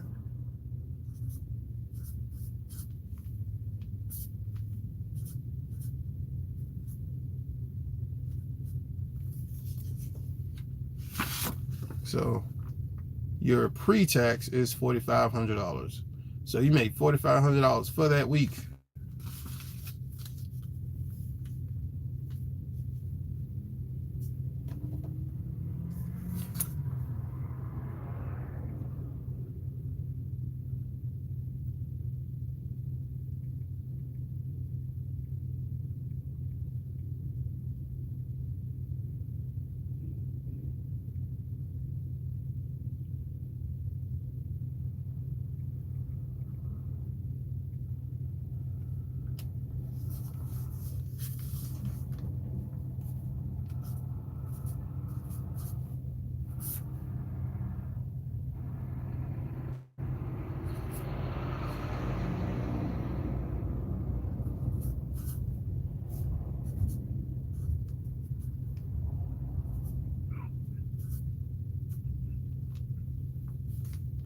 And this is what you will take home after all of these expenses. I'll get to you guys' comments in just a second.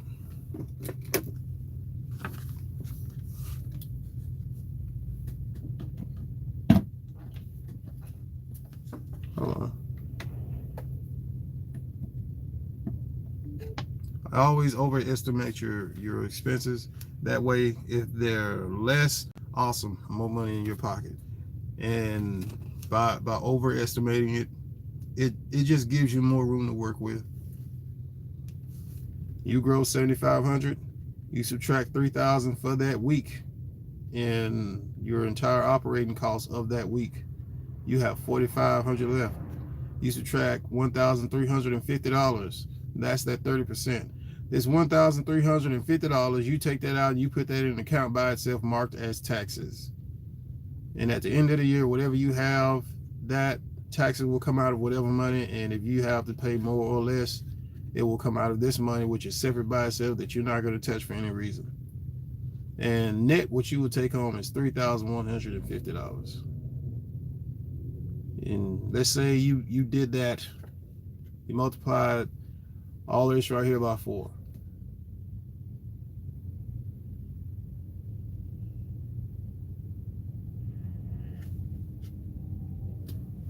I was making this working in the oil field. I was taking this home every month in the oil field. Time 4.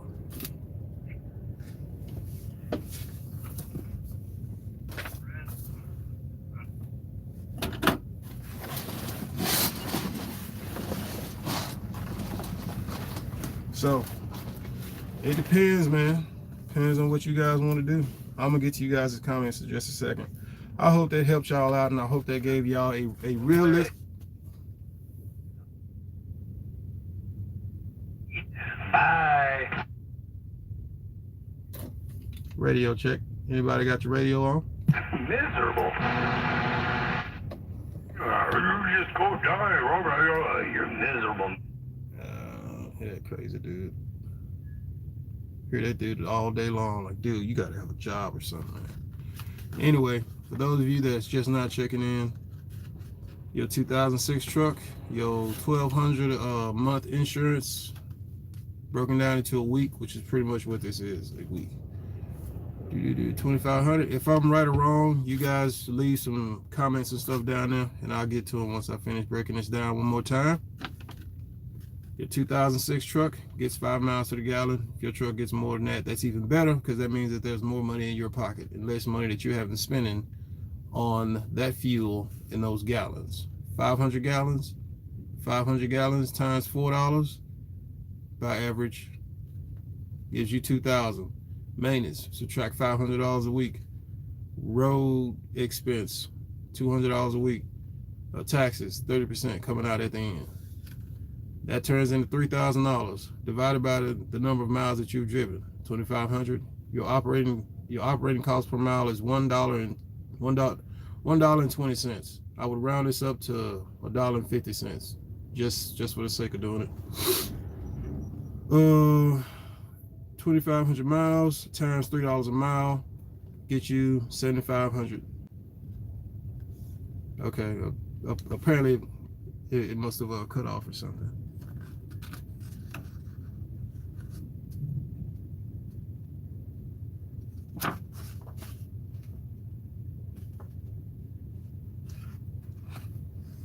Anyway, yeah, 3,000 divided by 2,500 miles, 1.2, round that up to 1.5. 2,500 miles, you made $3 a mile by average. It came out to $7,500 for that week, minus the 3,000 for the expenses for that week, and you get 4,500. 4,500 minus 30% in taxes is $1,350. Take that $1,350, put it into a bank account by itself so that you don't touch it and you don't use it for nothing no matter what. And then net, after all of that, you have $3,150. Best, simplest, easiest way for doing your own stuff in trucking. Keep it as simple, and always overestimate what your expenses are projected to be, and then when you do it yourself, it gives you more money because you were looking at it costing you more money, so you end up getting more money because it didn't cost you more money. And the better your truck runs, the better miles per gallon that you get, the better off for you. The better deal you get on fuel, the better off for you. The better deal you get on your insurance, the better off for you. The better deal that you take care of the maintenance on your truck. When something happens with your truck, you get your damn truck fixed. Your truck starts making a noise, you get your truck fixed. You hear some oddball vibration coming from somewhere, you go get it looked at, you find out, you pinpoint what it is. This truck has started making a noise like it's either a cab mount or a motor mount. And I know this from Chandler told me about his truck, and I drove it and I felt it. When it would move, it's almost like a popping sound, like your truck is popping its elbow, or you popping your wrist or popping your hand. It feels like that. Motor mounts or cab mounts, like a low pitch, like pop sound.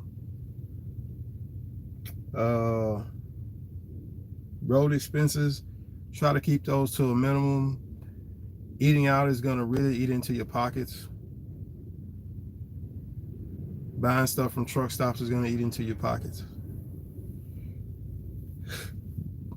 Some people will do their taxes different. Some people will do their taxes based on 100,000, 150, 200,000, and then look and see what's tax bracket that you're in. Mine was 18 or 17 or something like that. But I do 30 just because I like to go above, so that when I have to pay less, it means that I've got a cushion. I got a safety cushion for myself, which is also part of just being smart, looking ahead. Same thing with your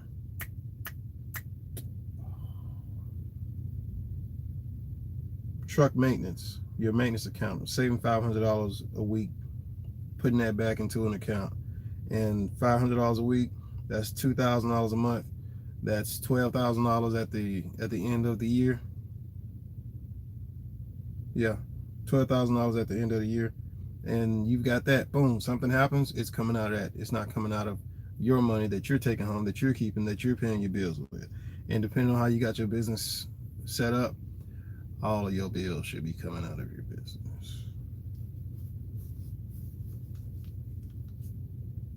So keep that in mind. Also, where your business is located at and what state your business is located in. I hope that information helped y'all. Like I said, this is an estimation. This is not my the first time I did it, I went over everything by like the 6 months. I took everything from 6 months and I did it every single week. 4 weeks times 6. Then I did all 6 months. And I did them all separate. I did every single week separate by itself. Then I did every single month by itself. And then that 6 month period, I did it by itself. But I don't remember what it is. I just know where I need to be at with my miles, fuel, gross, and taxes. And I've got to find that.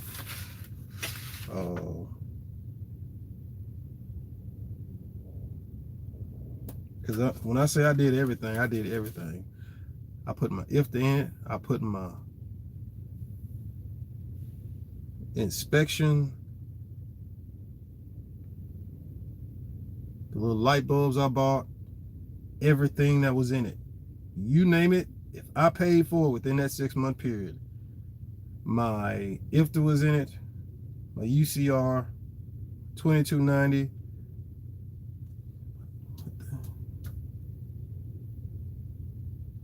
Something else. I can't remember what it is right now.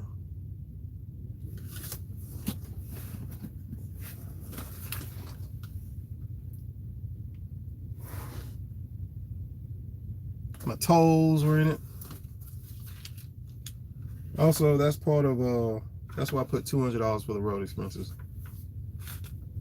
I don't do a lot of areas with tolls and stuff, so but road expenses, in case you have to buy something or whatever.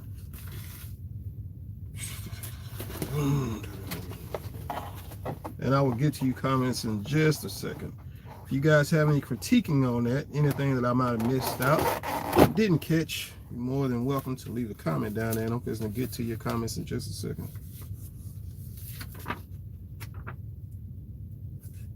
And that's that YouTube channel flyer, bro. What?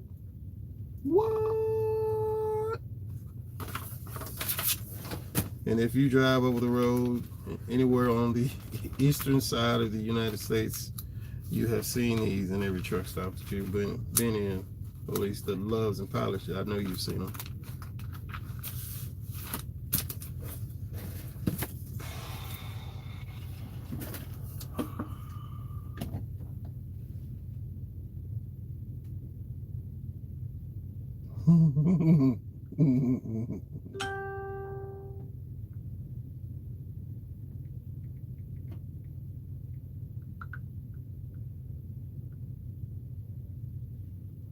All right, where were we at with the comments? Give me a second while I get back up to where you guys. All right, calculating your cost per mile as an owner operator. No, I tried with paper logs in my 1990. They were taking pictures of my license plate at the scale. Running two logbooks. How long are they going to let guys drop out? Dedicated truck loving guys just saying to hell with it. Drug dealers make more money and get less prison time when they hurt someone. ah. And they don't have the paperwork or taxes. I calculated my maintenance into every mile. Cost for maintenance for the month divided by how many miles I put on. Then add all 12 months and divide by 12. That was my estimated expenses. Don't forget toll roads. Yep. That'll sneak up on your bottom line pretty quick. $50 to $100 a day, $1,200 to $2,500 a month. Yep. Vlad Smirnov, vom.red. Nobody knows what that stuff is when y'all are putting that on there. I don't know if that's code word for something or what. It's a racket, honestly. The only one that makes any money is the insurance companies, brokers, and government. Yep. Yo, JP, can I hit you up on Facebook or hit your line after this live to get some knowledge and wisdom from you? Young brother, you already got it, bro. You're already in a position, man, where you in it, man. Just don't let the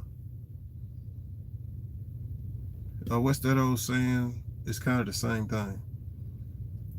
Like when your money's burning a hole in your pocket, like don't let what's on the other side of the fence lure you to the other side of the fence just because it's available to you.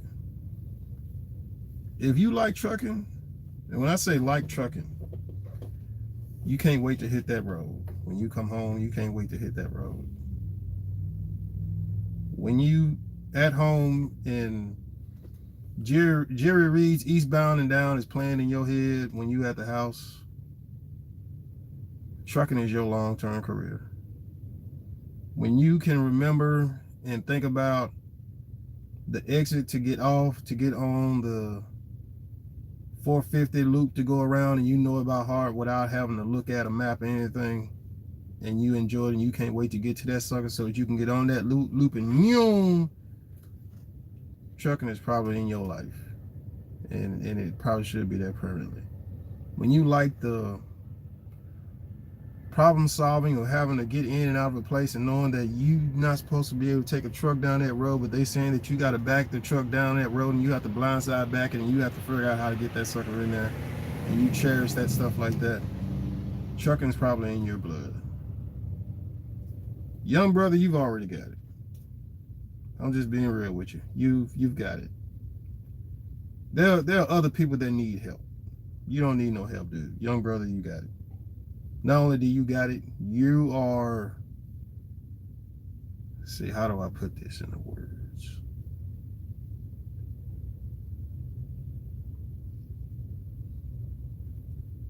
You are like a country that has an empire. And there are other cultures and nations of people that they want to be where you are, but they're not. And all they can do is look and see whether you stay where you at and finish out, because I got to go back to where you said I want to ask you about your truck and stuff. So give me a minute. Young brother, you good, bro? You good?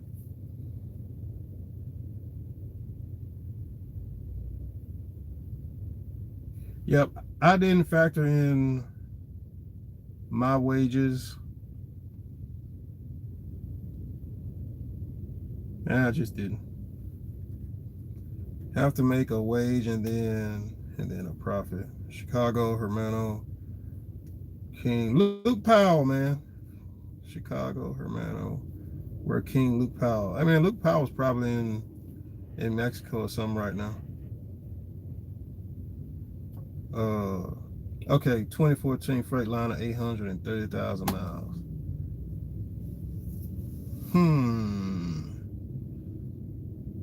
So you should, yeah. Young brother, has that truck just had the transmission replaced? Transmission replaced. That's pretty good. With that transmission being replaced, let's say you have to redo that motor at 1,000,001, 1,000,001 or 1,000,002. You've already got a newer transmission you'll be putting up against that new motor, versus you putting a new motor up against a worn out transmission. That new motor is just going to finish wearing out that worn out transmission. That's a good way to do that. You may want to start looking at putting money back for those rear ends if you're going to keep that truck for a long time. Also, keep in mind, if you rent or lease a trailer, it's not your trailer and you don't have to worry about it. So you could just run and make your money with it. You have trailer swap places that you can do your swap trailers out and move trailers and have a trailer for a temporary period of time. Your tractor is what makes you the money. It's not the trailer, it's the tractor. The combination of the tractor and the trailer opens all of the doors of whatever you can fit into that trailer. And it gives you the entire manufacturing process. You know, it's like making cars. What good is making cars if you don't have the tires to put on the cars after you finish making the cars? Having the truck and trailer gives you the entire process. It gives you the complete process. In 2014 Freightliner, 830,000 miles. You should get another 200,000 miles out of it. Just take your time, haul light stuff. Make sure it's paying you good. You're gonna have to eat that fuel price. It is what it is. The fact that the transmission been replaced and what you said you're gonna have to pay off to own it, that sounds like a deal. Do like Chase and Andrew Jackson did. Just pay them notes on it. Pay them notes on it. You keep doing it like that. You're gonna own the truck when it's over with. The truck already has a new transmission.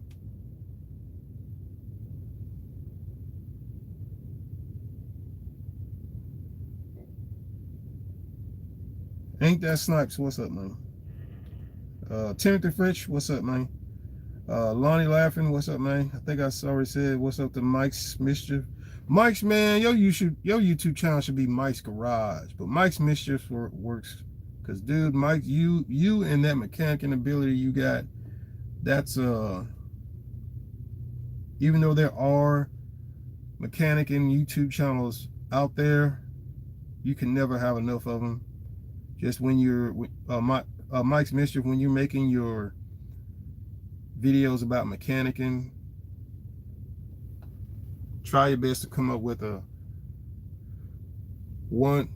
list, like 1, 2, 3, 4, 5. You know, you're gonna do part 1, part 2, part 3, part 4, part 5. That way, as you're doing it and somebody's going back and they're watching your video, they can follow the process. And you don't have to be super detailed, but the best, you know, being detailed in a good general way, and then being detailed where you need to be. You know, like if you were explaining adjusting fuel injectors, you kind of have to be specific with that one. You know, if somebody's gonna follow along, kind of like I think it's Coon Trucking, like the videos that they have, like you can go through their playlist and it's just like listed, changing out the S-cam, changing out the brakes, changing out this, changing out that. But also it's a trucking company that has a shop, and like that's what they do. Like they do stuff like that, and then that kind of gives your videos like a rhythm. So when somebody watches one, they watch that one to the end, like, oh, okay, I think I can go try and do that. And then they go back to your video and they watch your video again. Then as they're doing it, they're going back to your video, and you're getting repeat viewership and longer viewer time. Just thought I'd throw that out there.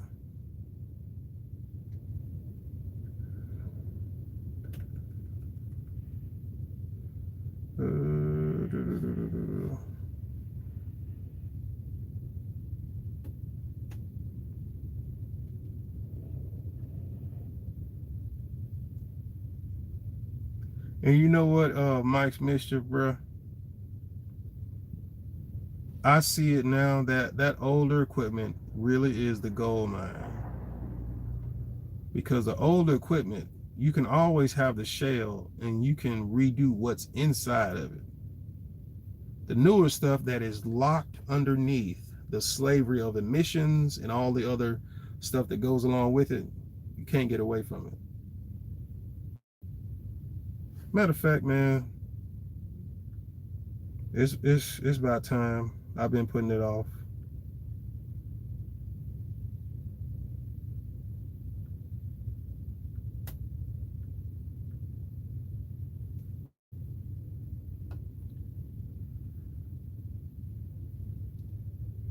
Here is my first official Freightliner FLC.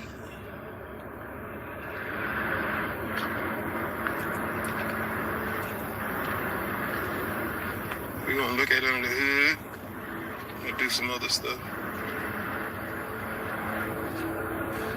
It's got some, like, a little bit of dirt just from driving it though, but that ain't no big deal.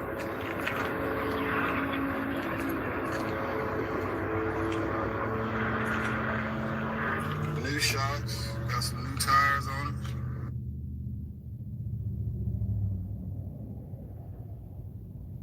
Bottom trim.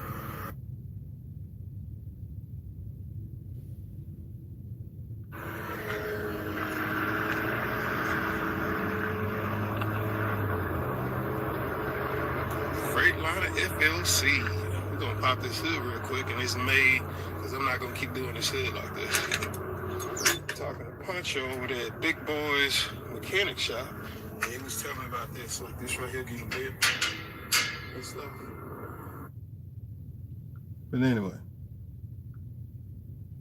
older equipment really is the goal. So, trying to think where were we last at?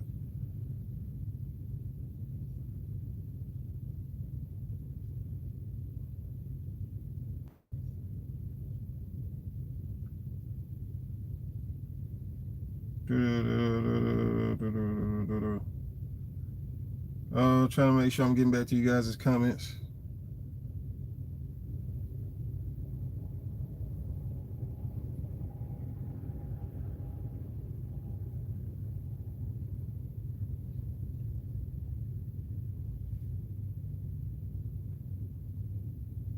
That's what I want. I want a garage. I want a shop, and something I forgot about was having a shop slash house.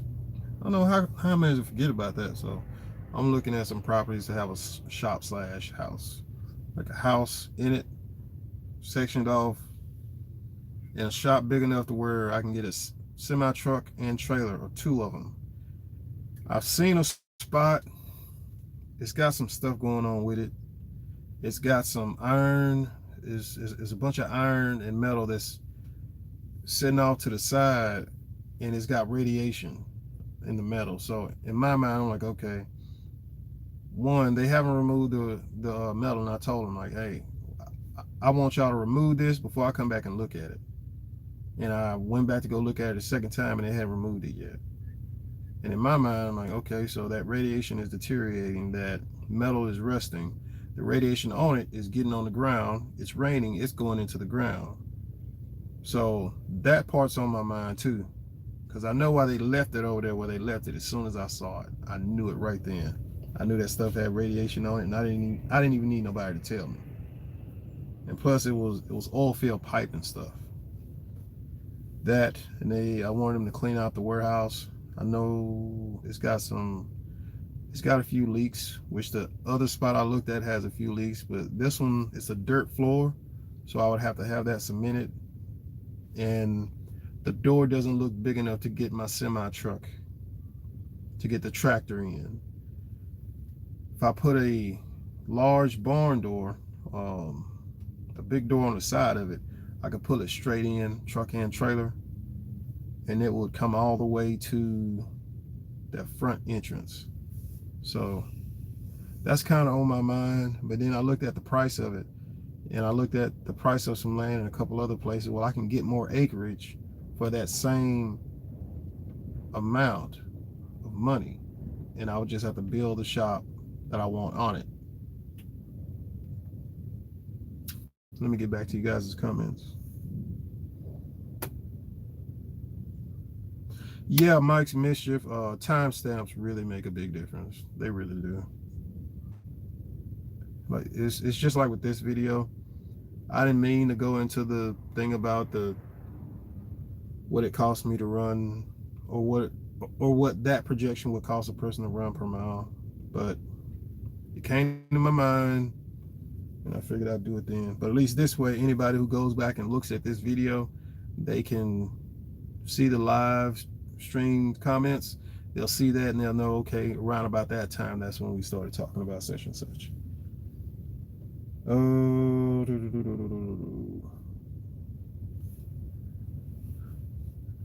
Robert's Garage, where are you at, man? What state are you in?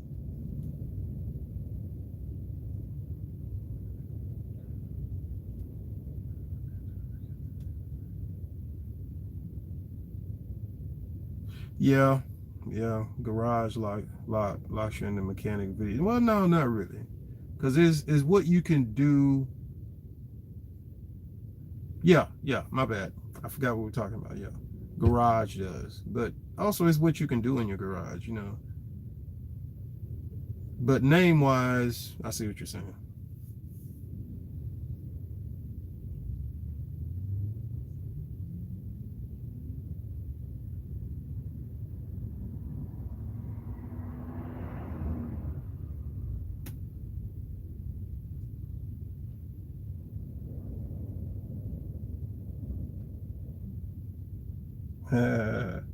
Mike's Mischief Computers. What's up, my guy? What's up, Tone? Tone, if you want to ask something, now's the perfect time to do it, because I'm still waiting on for all you truck drivers out there. If you want to check out some Oilfield and YouTube videos, you can check them out at JPTV 3000 on YouTube. That's J as in Jerry, P as in Peter, TV as in television 3000, all one word, JPTV 3000. For all your trucking and oilfield videos, short films, mini documentaries, and everything in between, including trucking and oilfield jobs, check me out at JPTV 3000 on YouTube. Holler at you guys later. You guys be safe. Keep that hammer down, whether you're heading north, south, east, or westbound.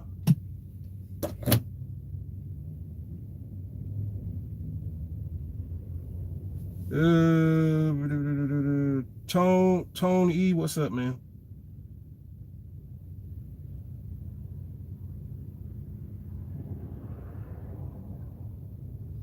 It will 40 when it started.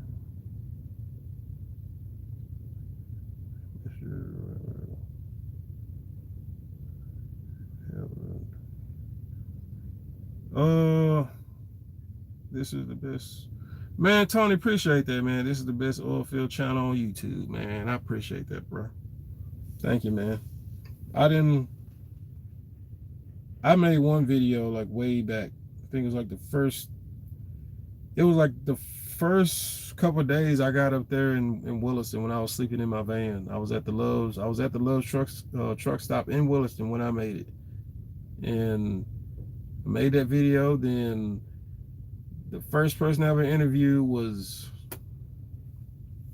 what is this dude's name? Doug.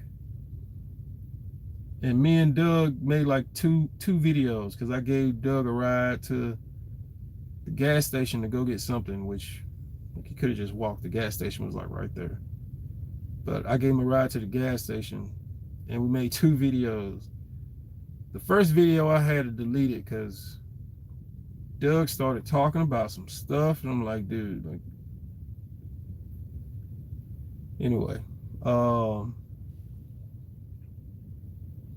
Doug started talking about his entire life story and his substance problems, and I'm like, hey, whoa.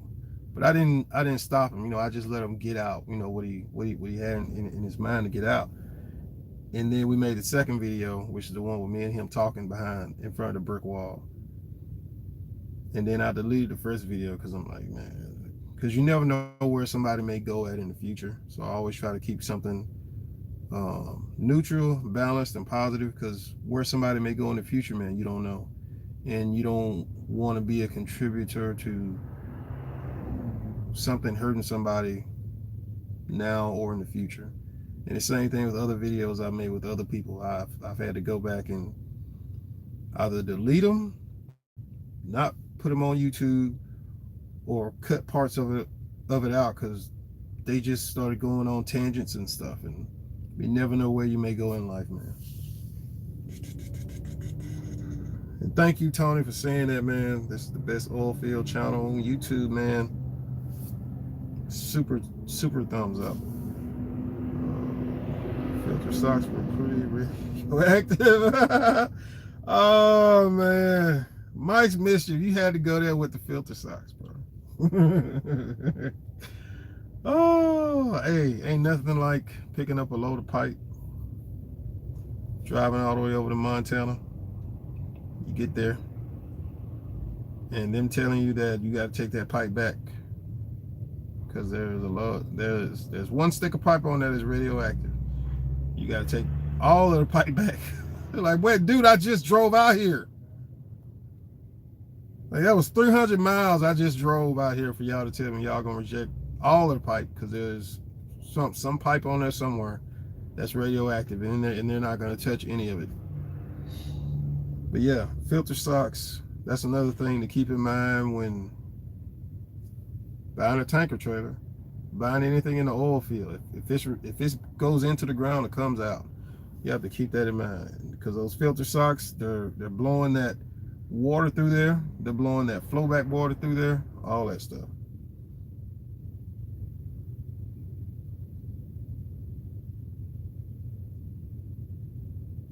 Robert's Garage, you said you're going to build a shop. Man, when you build that shop, man, build that shop for now and in the future.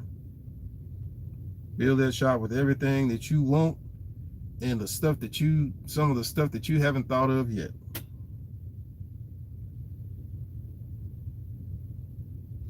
From North Dakota, live in South Dakota.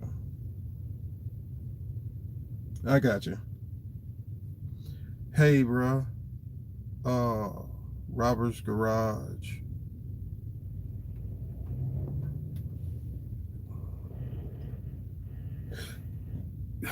It's that place that sells the elk meat.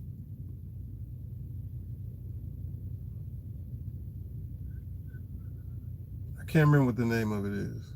There's a place that sells elk meat, and when I get up there, I'm going to buy me some.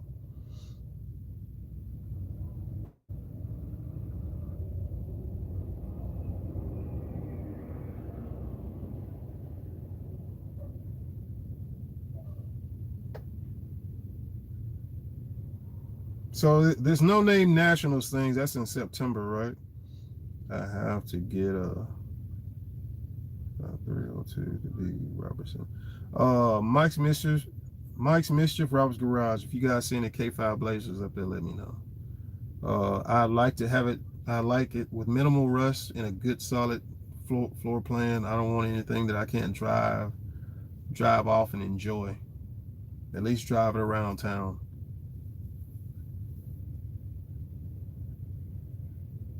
Thanks, Robert's Garage, man. I find it doing that, especially late at night. You start getting tired or whatever, and I'll be on there, and I'll do my little call out thing, and somebody answer back, then we'll start talking, because there's some crazy ones out there on those radios, bro. So you kind of have to pick and choose between who's out there and such and such. 1632, that's 432. Robert's Garage, that's a good way to advertise. That's where I'm at now.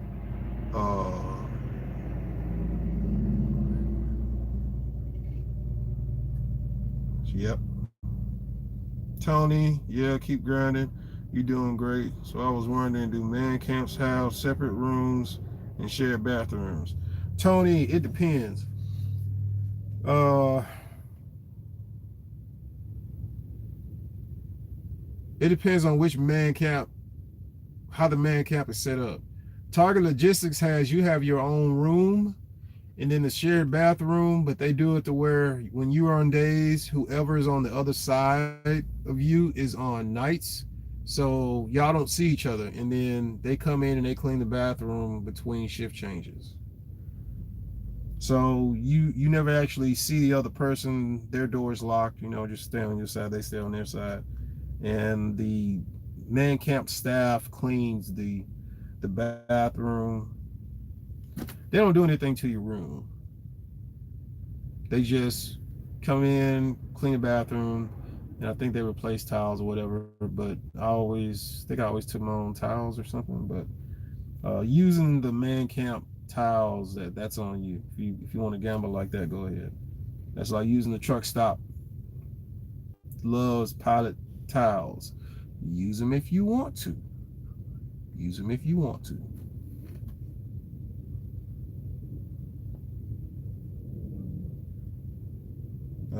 Tony at 434.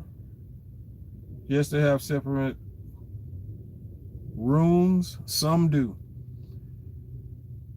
Tanker Monkey knows what I'm talking about. Way back in 2016 or so, there's a video, or 2016, 2017, somewhere up in there, there's a video of a man camp I stayed in that's right next to the Sweet Crude truck stop in Killdeer, which is actually Grassy Butte, right off of 85 North. There used to be a man camp right there on the right. That man camp was set up where it was a bunk bed style man camp. So you had the bed that you slept in, then whoever was in the room with you slept in the bed above you. Some of them, they are left side, right side, like a hotel room. And some places are just a hotel room. The company may put you up in a hotel. Whoever's in the room, one person's on days, and one side of the room, one bed, the other person's on nights. And they usually do it like that because people's sleep patterns are different, and not everybody keeps stuff clean the same way. Not everybody is organized the same way. So it's better to keep one person on days, one person on nights in each room, so that they're not seeing each other and they're not disturbing each other. When one's trying to sleep, one can go to sleep versus one doesn't feel like sleeping, and so on and so forth. Pros and cons of living. You want your own room living in a man camp. The shared bathroom, I don't really care too much. That's not really that much of a thing to me. Just as long as they're cleaning the restroom, while we're at work, and they'll ask you, do you have a preference? So if you want the room cleaned in the morning or in the evening, and then they'll try to make it work between when you're going to work and getting off work, and when whoever's on night shift on the other side is going to work and getting off work, so that they're not disturbing anybody.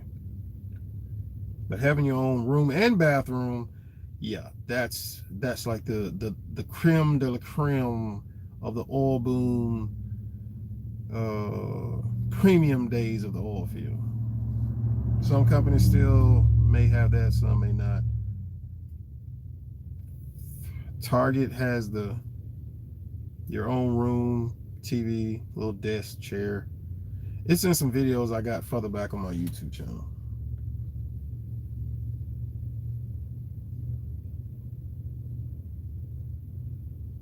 Yep.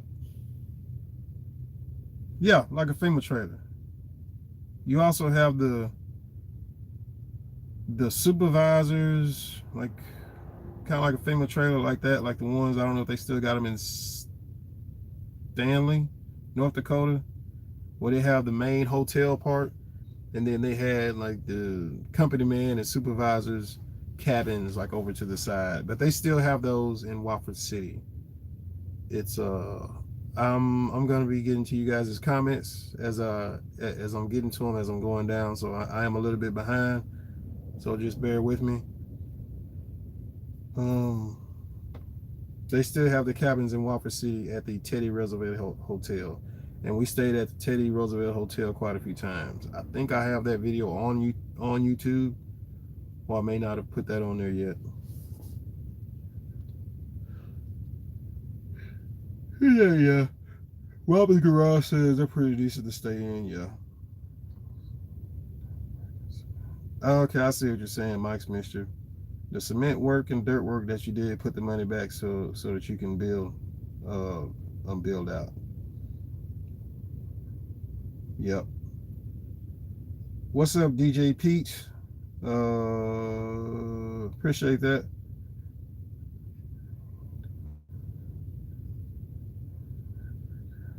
T-Norm. Hey, I don't know if that video is on my YouTube channel, but they had a city council meeting where they were talking about that in Williston, North Dakota. They were talking about building a T-Norm disposal place north of town, and I took video of it. I may have just posted it on Facebook a while back or something, but I was there when they were having that city council meeting, and I think ultimately they changed their minds on it because I don't know, something. OTR's alright, man, but you have to really love it, man. I sent you a nice square about it on Facebook Messenger 6500 in Texas. I'll check that out. It's in Williston, so I'm assuming it's Target Logistics. I'm not sure yet. There's only 2 man camps in Williston. I haven't been there since May of last year. The one at the top of the hill going west out of town on 2, and then the Target was, you had to go past that one because the man camp on the right was closed, and then they still had I don't remember the name of this place. I think it's Majestic something right there on the left. You go past it, go down, and it curves, and then Target is back off in there. And as far as I know, those are the only 2 man camps in Williams County outside of people just using the hotels.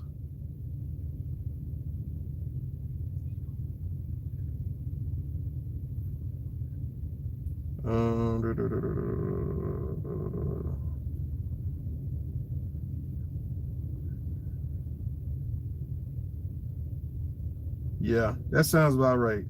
8 to 10 miles west, because ain't no man camp south. And maybe like a man camp housing or something like that. That may be something owned by the company. Like the company has a man camp house, so it's like a double wide that has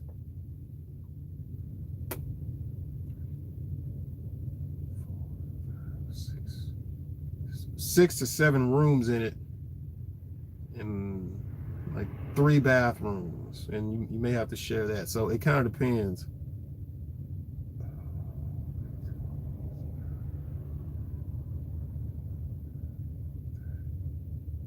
All right, Mike's Mischief, man, you take it easy, man. Glad I caught you live. You be safe out there.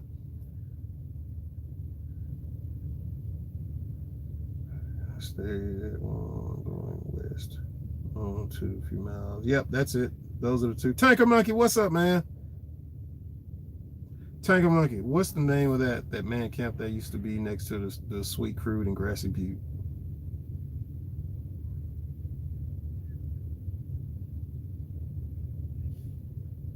That's one thing I can say I do like about the man camp. When you get a man camp and it's run good, you get off work, you go to work, it's good breakfast, you get off, it's good lunch and good dinner. Man. And Tycho Monkey, when you say there's a sloppy mess today, that sounds like mud there, buddy. You're running into mud season right about now, huh? Yeah. That stuff that chains don't do you no good. Chains just make it worse. But chains come in handy, man. Chains come in handy in that stuff also.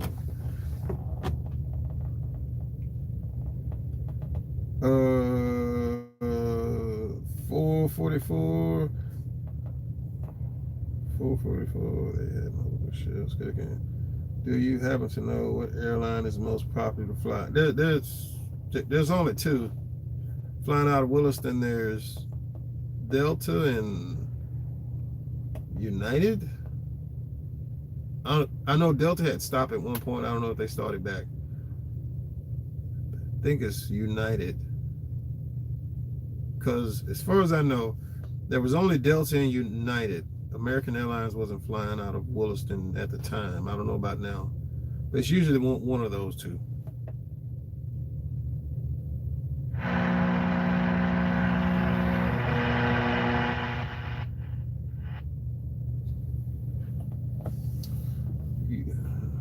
So, and there's only the airport in Williston. That's the only airport within a 2-hour radius of that place. Come on. What? For experienced hot oil driver. That's crazy good employee pay. And hot oilers don't do nothing. Hot oilers don't do. They just sit there and heat the water up. That's it. And sit in the truck all day.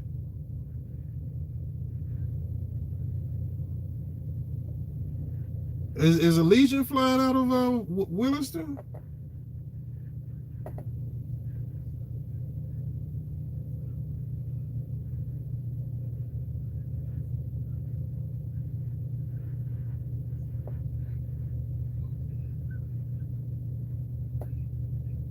The Tanker Monkey, man, it's good to hear from you.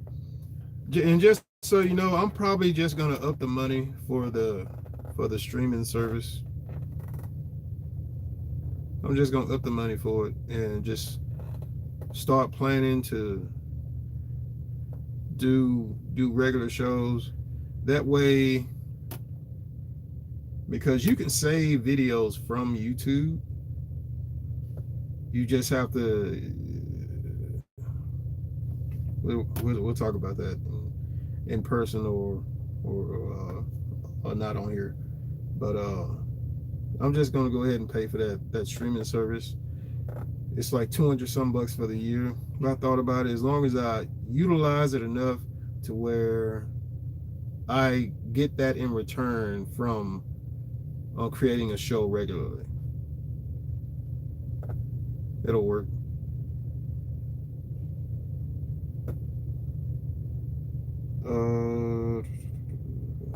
I think, let me go back up.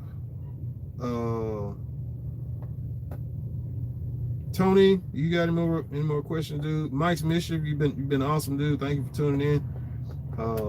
Robert's Garage, thank you for tuning in. And any K5 Blazers or crew cab Chevrolet, dually or non-dually. I would like to have me a Dodge D250, D350, or W350 or W250. I like to have one of those, but I'm gonna put that like in the rearview mirror because I'm not a big fan of those Dodges, because when Dodges start falling apart, they tend to start falling apart like just like that. Chevrolets are usually just be one thing, get it fixed, and you won't have any more problems unless somebody just wore it out. Tony, what else? What other question you could think of? Tony, ain't that Snipes? What's up, man? I'm gonna go all the way back to the top of the comments. Wait a minute. Okay, I will look out for one for you, JPT. Appreciate that, Robert's Garage, because I've got 2 K5 Blazers. A guy offered to buy one of them from me, and I showed him my blue and white one. He said, name your price. He just said, name your price. I showed him my red and white one. He offered me $5,000 for it, which I'm like, okay, that's more than what I paid for it, and that'll pretty sure pay for what if anything that I've ever put into it ever. The blue and white one, I like it, man. I like that blue and white one, man. I like my blue and white Blazer, bro. Crew Cab Chevrolet is a vehicle that I want. The first gen Cummins Dodges, I'd like one, but after owning that Dodge Ram Charger, I'm kind of like, Dodges is all right when somebody is taking care of it. Like if you get one somebody taking care of, fine. If they have dogged it out, don't mess with it. If they have used it, abused it, do not mess with a Dodge. That older Dodge stuff. But if they took care of it, fine. It's got some little small stuff to keep an eye out for.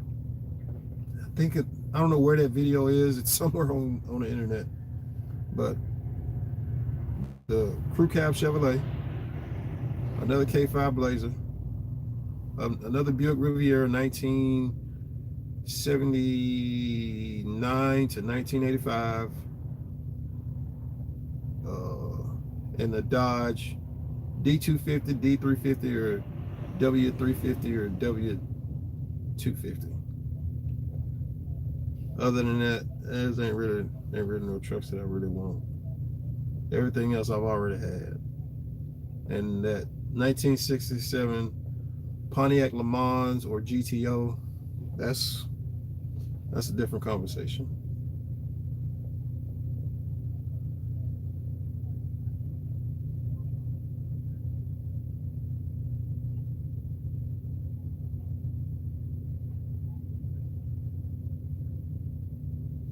I think Tanker Monkey nailed that question perfectly. Because we're in 2022. Election will be back in 2 years, 2020. So 2024. So you got a good 2 years to go out there and go balls to the wall, man. But Tanker Monkey didn't nail it. 2025, you better start looking at like, okay, where's my exit? Just in case I need to take one. And that's for anybody else watching this video. 2024 to 2025, somewhere up in there, make sure you got an exit. Because we see the stuff going on in the world today. Also, that's the thing with the oil field now. I swear this looks like we're getting set up for something, man. The way diesel prices is going, this looks like, hey, let's boost the market up, cash in. Then when we know, wink, wink, sell, and then as the market plummets, when we know, okay, this is the bottom that we're going to be at, buy back up. I'm just saying, it's just my impression of what I'm thinking it looks like.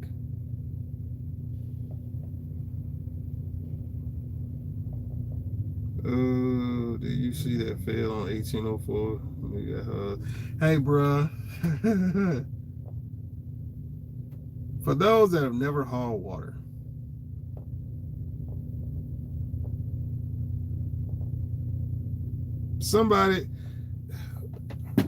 for those of you that have never hauled water, there's a video on Tanker Monkey's YouTube channel.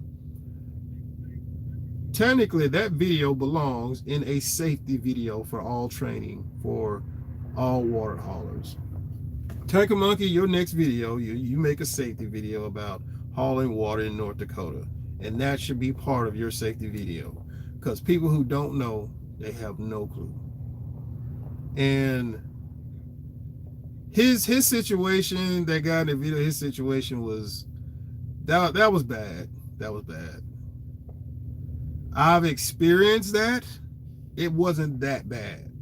Because, you know, if somebody's instructing you how to haul water, they tell you about sucking back and all that kind of stuff, and you may get into a hurry and forget, and you're pumping off and you're blowing air into the system. Well, if the system's capped on one end and you're blowing air into it, there's nowhere for that pressure to go. So if you don't relieve that pressure off of there, or at least try to isolate that, which that means that whoever goes to open up after you is going to catch that pressure if there's no relief on the other side of it. Like, where you think that all that pressure is going to go? But that's an experience, man. It is, bro. And everybody that has hauled water has had that happen to them in one way or the other. I've had it happen to me, but it wasn't that bad. It was just like a and it didn't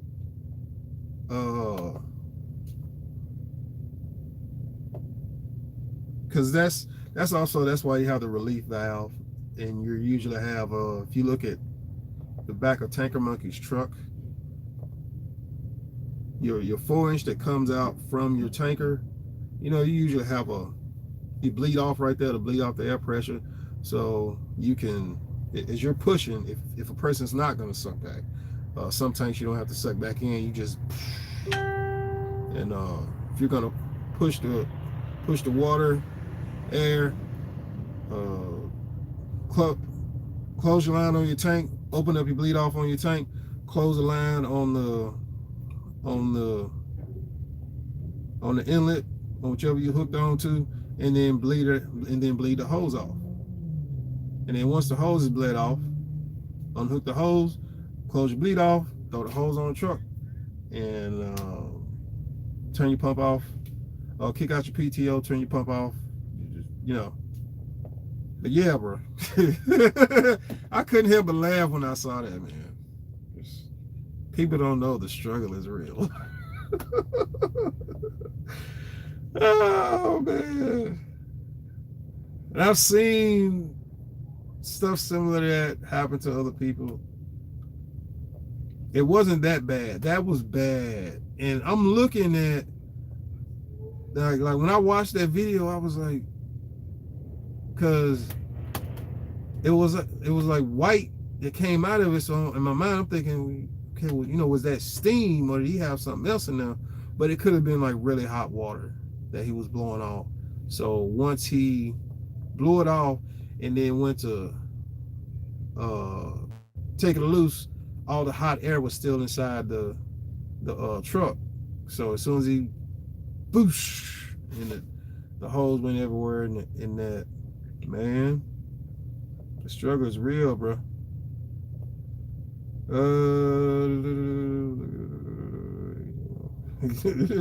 The Tanker Monkey, that video belongs in the Safety Hall of Fame for Oilfield work. That's a video when they start making people do that OSHA training to get your rig pass. That video should be a part of it.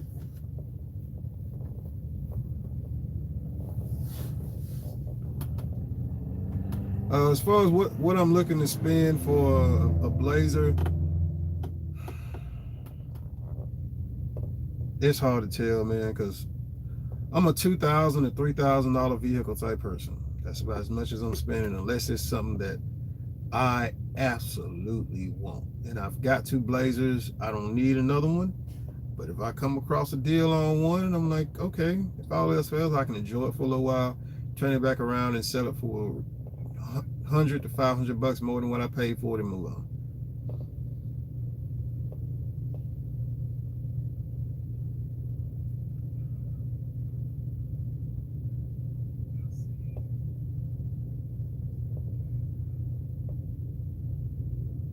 Yep, Tony, save up that money as much as you can.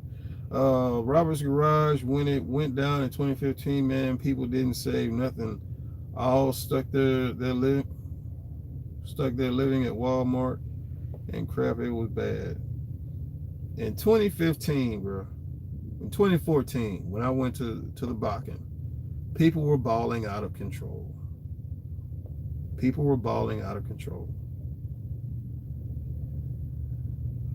And Tanker Monkey is absolutely right. It's not that busy, but it should be. Water hauling should be more busy. I don't know about saying.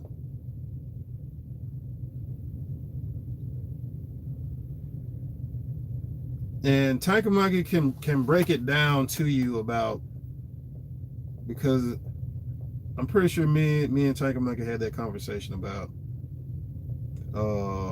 the infrastructure and now that it's in there.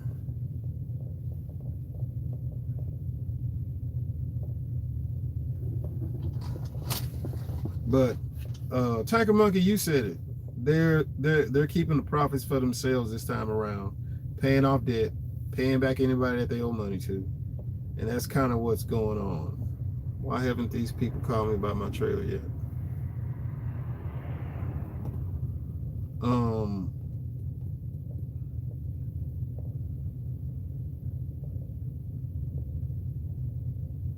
Roy Rodriguez, that was me on the tanker in Downey.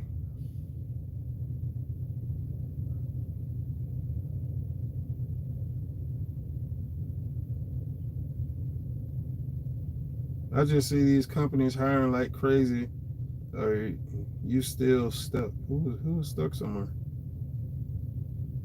I just see these companies hiring like crazy.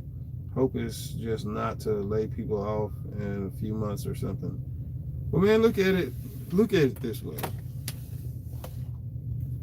Always try to measure out what's going on where you're at. Let's say a person makes $40,000 a year at whatever job that they have. Is it worth it for them to come out to the oil field and work? And they can easily make that $40,000 in 6 months, depending on what they're doing. So they can make that in 6 months.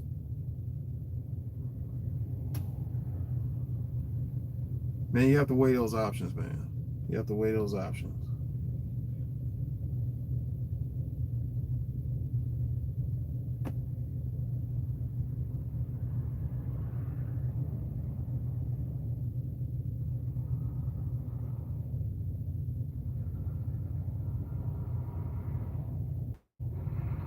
Yep.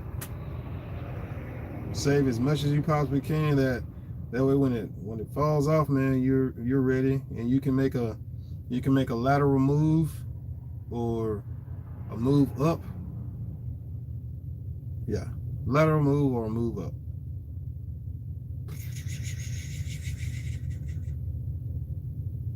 Did somebody say they was stuck somewhere?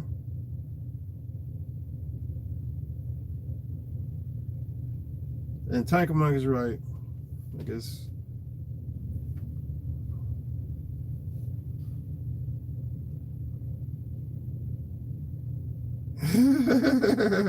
Tanker Monkey says we're down 400,000 barrels per day from where we were in 2019, and it's the Brandon people.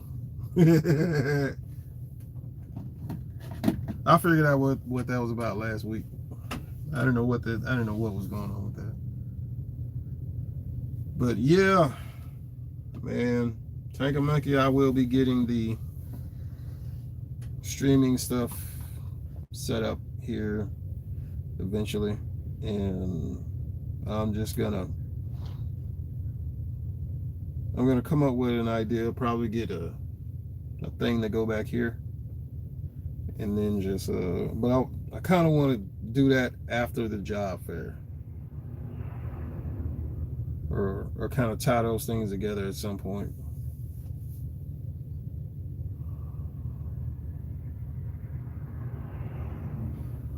But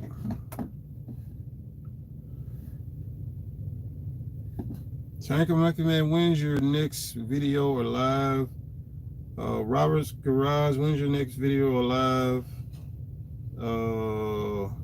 Mike's Mischief, I think he's getting ready to make a live or something. He said up here, I got to get ready for my live at 4:30. So I'm going to check to see if I don't see Mike's live, so apparently he hasn't started yet.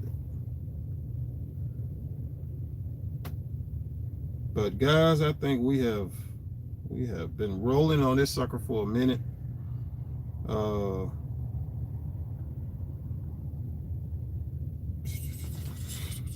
sucker.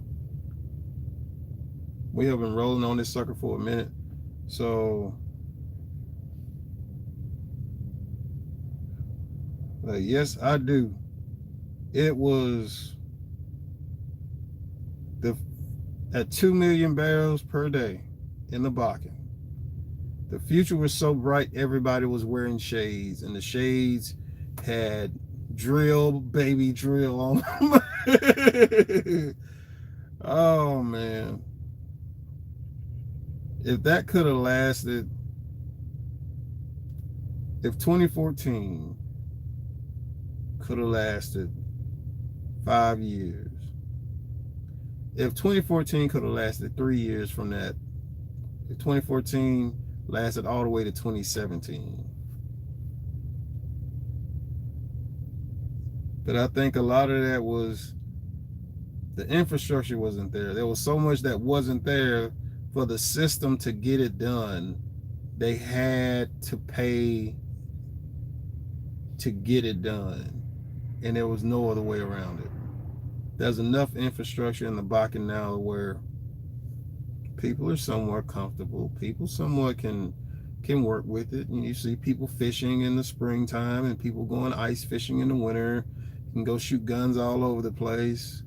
Nobody really harass you or bother you. The police are on top of the crime in the area, and pretty much as far as it being a safe place to live, anybody who's not from there and people who are from there already know. There's only one reason you're coming up there, and that's to work.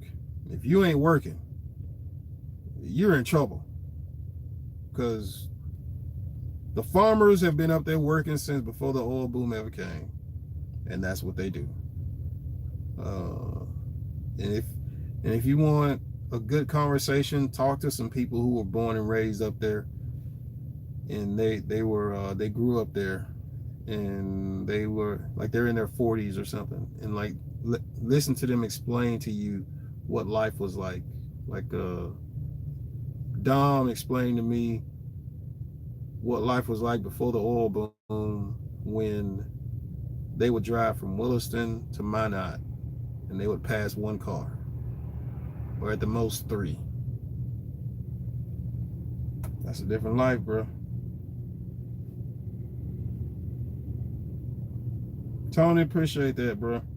Appreciate that.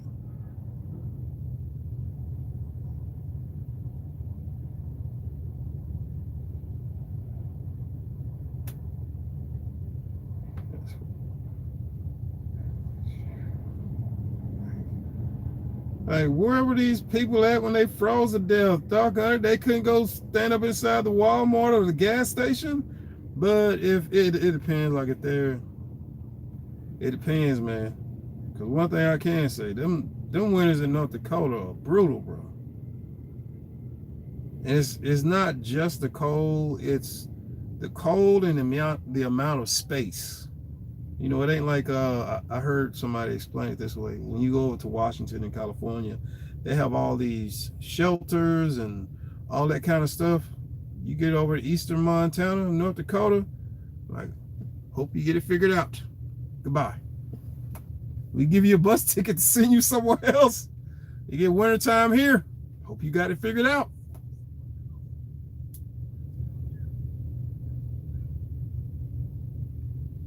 But guys, I gotta go, man.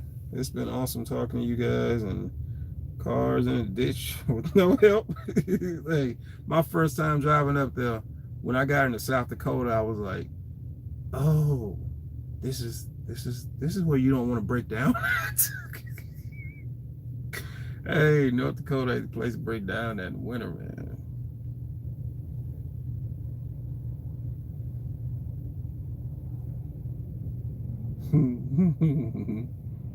But one thing I can say, man,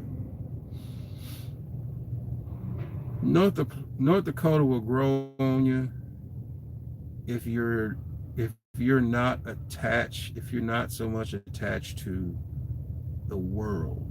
North Dakota can grow on you. But if you're attached to the world, like you must have the world, you must run along with everybody else. You must have what everybody else has. You must do and be a part of what everybody else is doing. North Dakota can grow in you, because North Dakota is the first place I ever went to where when I knew there was a storm coming, I would get in my car and go drive out to like a good vantage point and then wait for the storm to come across so I can take pictures and video. Because, dude, I got some pictures of lightning, stuff you would not believe. I've even used some of it as my background on my YouTube channel in the past. Like, I've seen some of the best storm footage and videos that I've ever seen in my life. Because Mississippi, you got trees everywhere. So unless the lightning is relatively close to you, you know, you're going to miss it. But in North Dakota, once the storm starts coming over, you can usually drive to the opposite of where it's going and then watch it, and then just watch the lightning coming down. Boom, boom, boom. Watch the lightning. And then if you're lucky and you're at an off angle to it, you can watch the lightning just right in front of you as it's going down one way. And then all you have to do is just turn your camera.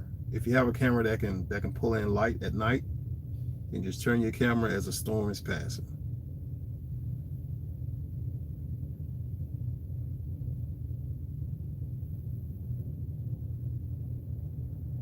Guys, Tanker Monkey, man, thank you for tuning in, bro. And I look forward to you guys' videos. Shout out to Tanker Monkey, Robert's Garage, Tone E, Tonee. Shout out to Nat Turner. Shout out to Roy Rodriguez. Shout out to Mike's Mischief, even though I hadn't got to your last comment on here. Shout out to Mike's Mischief. He said he's got a live starting at 4:30. Shout out to DJ Pete. Shout out to, trying to make sure I'm not missing anybody. Shout out to Ain't That Snipes. Dude, it's not letting me go back to the, man, it's not letting me go back to all the comments. What the heck, man? It's not letting me go back all the way to the top. It was some other people, but I'm pretty sure I said thank you earlier. But it's not letting me go all the way back to, oh yeah, the video, it stopped at one point. Okay, so it, wherever the video stopped at, and then click back over, that's where last was at. Okay. But thanks, man. You guys are awesome. I appreciate that. I'll see y'all later this month. Because usually somewhere around Amazon has stuff, and I think it's towards the beginning of the week that'll go from down here to Fargo. And that's just the easiest. Boom, get that, take it up there, and it should be something light. And then Fargo, then I just have to go northwest. And oh yeah, they also have the car auctions in North Dakota, which I like going to those. The one in Minot and the one in Bismarck. And that's kind of what I would do. You know, if I can get a vehicle, flip it, I would do that. And I was pretty familiar up there because I bought vehicles at both of them.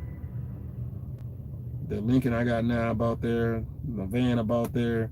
My truck that I had, I bought it there and then sold it later. Bought something else. But anyway, you guys be safe, man. I'll holler at you guys later. Y'all stay safe and keep your head up, man. My goal is to get to working on short films and documentaries this spring. And spring is here in the South. And over in Mississippi, the pollen has already begun to fall out of the pine trees. I'll holler at you guys later. JPTV 3000.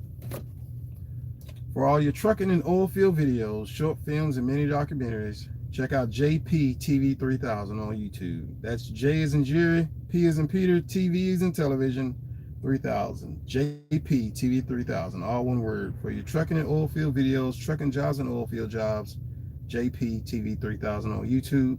For all you truckers out there, whether you're headed north, south, east, west, whichever way you're bound, keep that hammer down. Peace. I'll let you guys later.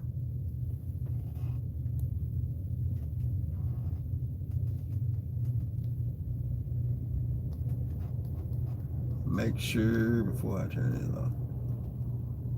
Young brother also gave you a follow, Tanker. Okay, so it's all on here. Heavy Pressure Inc. Nat Turner. Young brother, appreciate that. Young brother, you're a winner, bro. Keep doing what you've been doing, man. You're in a position to win. Henry Boss Wilkers. Who else is on here? I guess I already said everybody else.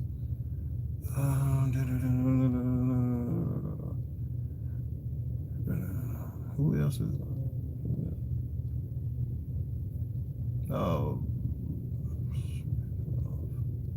I think the Lonnie laughing. Appreciate that. Thanks for tuning in. Timothy Fritch. Thank you, man. Ain't that Snipes? And I think everybody else below that already said what's up too. See you guys later. Peace.